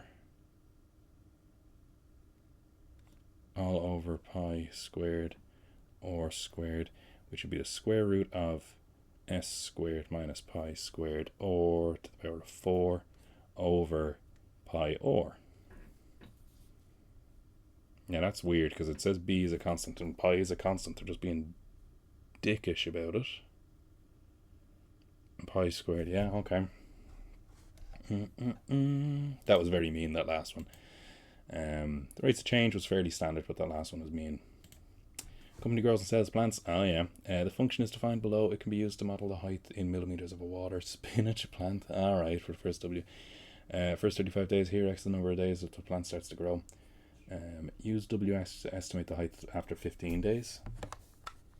Just fill in 15 everywhere you see it.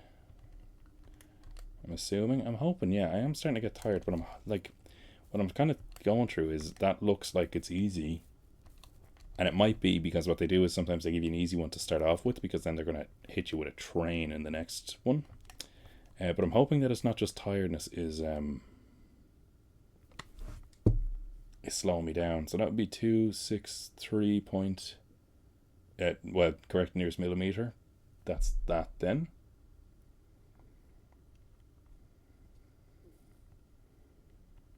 Okay, write down W dash 0.667 plus 3x minus 0.075x squared. Okay.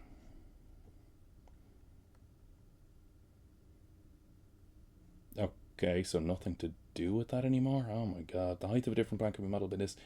Derivative of this, find the range of values for which this is greater than 24. So that's just an inequality question straight away. So what I'm going to do is write out the inequality properly though. And by that I mean I'm going to do this. And I'm going to take into account that I moved the 24 over and made it a minus, so it would be minus 22.9. And then it would be greater than 0. Did I do that right around? It would be minus 24. Yup, I think so. Now I'm going to do the minus b formula for that. Good lord. Minus 2.73x. I forgot the x when I wrote it down, but it does have an x there, I promise.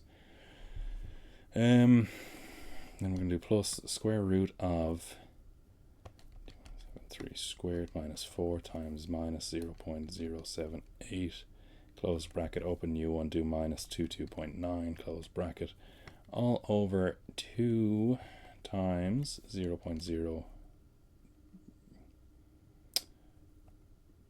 I forgot the minus. 0078 brackets. In your answer, give each value correct in your whole number. Thank you. Thank you, maths gods. So that'd be 14 if you round it to the nearest whole number.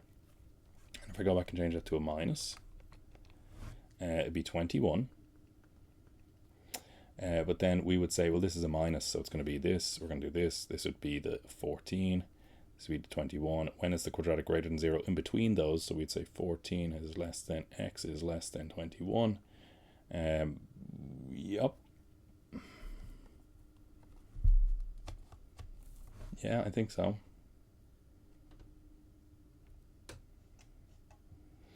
The logo for the company is given by this John at the thing. The logo is in the region close by 3 curves. That sounds like integration defined by the following curves or functions.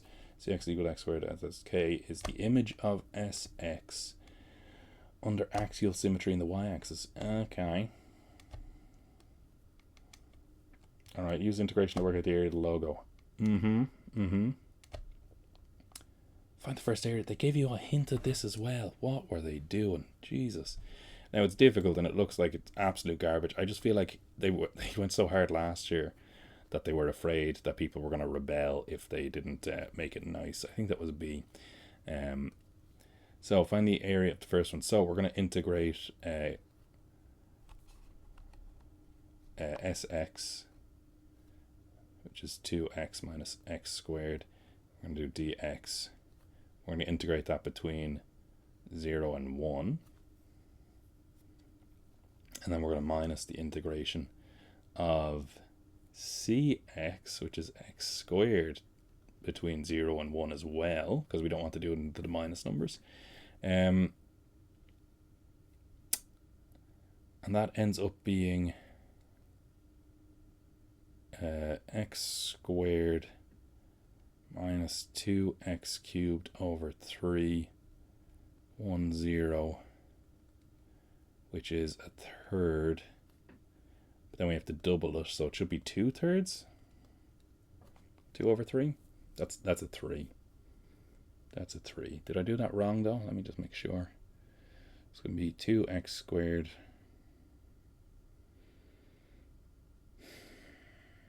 Okay. Okay. I love maths, but I think that's right. That's 2x squared, 2x cubed over 2. The function k can be written in the form kx equals minus x squared plus bx plus c. Find the value of b and the value of c. Remember that k is the image of under axial symmetry in the y-axis. That's weird. Of s in the y-axis. So, okay, I've never done this before, I don't think. So it's 2x minus x squared is this side. But we need to reverse it. No, we need that to be equal to through the axial symmetry. How the fuck would that? Let me think. How's that going to work?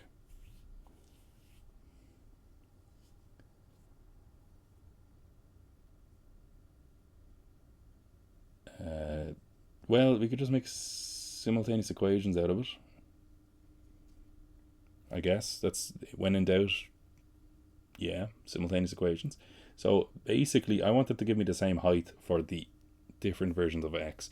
So when I put in, let's say x is a half here, everywhere I see x, if I put in a half here, I want to give it this, I want this guy down here to give me the same height, but for minus a half, because I want it to be the mirror image. Whoops. So that should be minus a half squared plus b times minus a half plus c.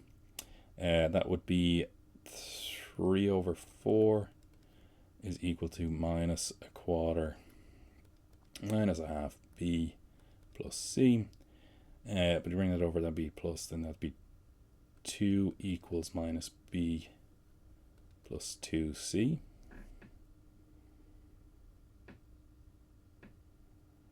Yeah, and then I'm going to do the same for a different one, I suppose. And it should be the same for if I did 1. 1. I want that to give me the same answer in this one, but as if I did minus 1. Then that would be 1 equals minus 1 minus b plus c. That would be 2 is equal to minus b plus c. So c is equal to 0.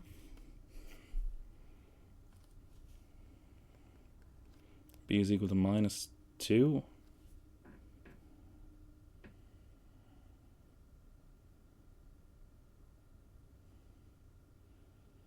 So, okay, but then that would indicate that it would be minus x squared minus 2x. Okay, I guess that's what I'm going with. It makes sense, I suppose. There's no constant at the end. That makes sense. That c is 0. That would make sense. I should have known that, to be honest, looking at it. Okay, yeah, sure. Never seen that before. That's what my guess is going to be, just because it's getting late, and I just kind of want to finish this now, so I'm not disturbing my bedtime. In this part, P and R are constants. Company sells bags of plant food. The usual price of one bag is €P. In a sale, the customer can choose to pay using either option. The usual price reduced by 10%, and then reduced by a further or%. The usual price reduced by or%, and then the new price reduced by 10%. What option, if either, is cheaper? Write the price for either option in terms of P and R. Yeah, okay, so it's reduced by, so if it's reduced by, if it's reduced by 10%, 90% is left, so that means it'd be 0.9 by P, and then we multiply it by, if it's reduced by a further or euro, oh shit, then we'd have to do minus or, okay. If it's reduced by or first, then it'll be P minus or, and then multiplied by 0.9. That'd be 0.9 P minus or. This would be 0.9 P minus 0.9 or. Now, which one of those is bigger? Well, basically, they're the same thing, so they're irrelevant. This is a bigger discount than this one, right? So this one would be better for you. So this is option 1. This is option 2.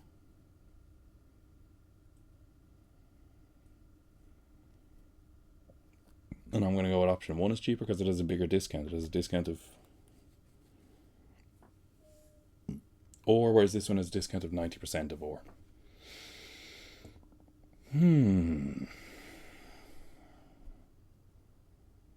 That's what I'm going to go with. And that's me finished. Okay, 2 hours 58. I know I took breaks in between the exams. I hope you're not going to be too strict on me. I hope that everyone is kind of okay with that. But yeah, and I don't know how to do the, well, actually I should have done that. Yeah, okay. So 2:58, 51. Okay, I'm okay with that. For all 4 of them, yeah, okay. I thought it'd be quicker, to be honest. And that's not me talking shit, it's just that I've done so many of them, I just thought that, I guess not, I guess I just normally do them at that speed. I just enjoy it so much, I think it's faster, I don't know. But I'm okay with it. Alright then, I guess that's all the paper 1s for 2024. There's no juniors for paper 2s. So if I do this again for the paper 2s, it'll be quicker, but there you go. That's that then.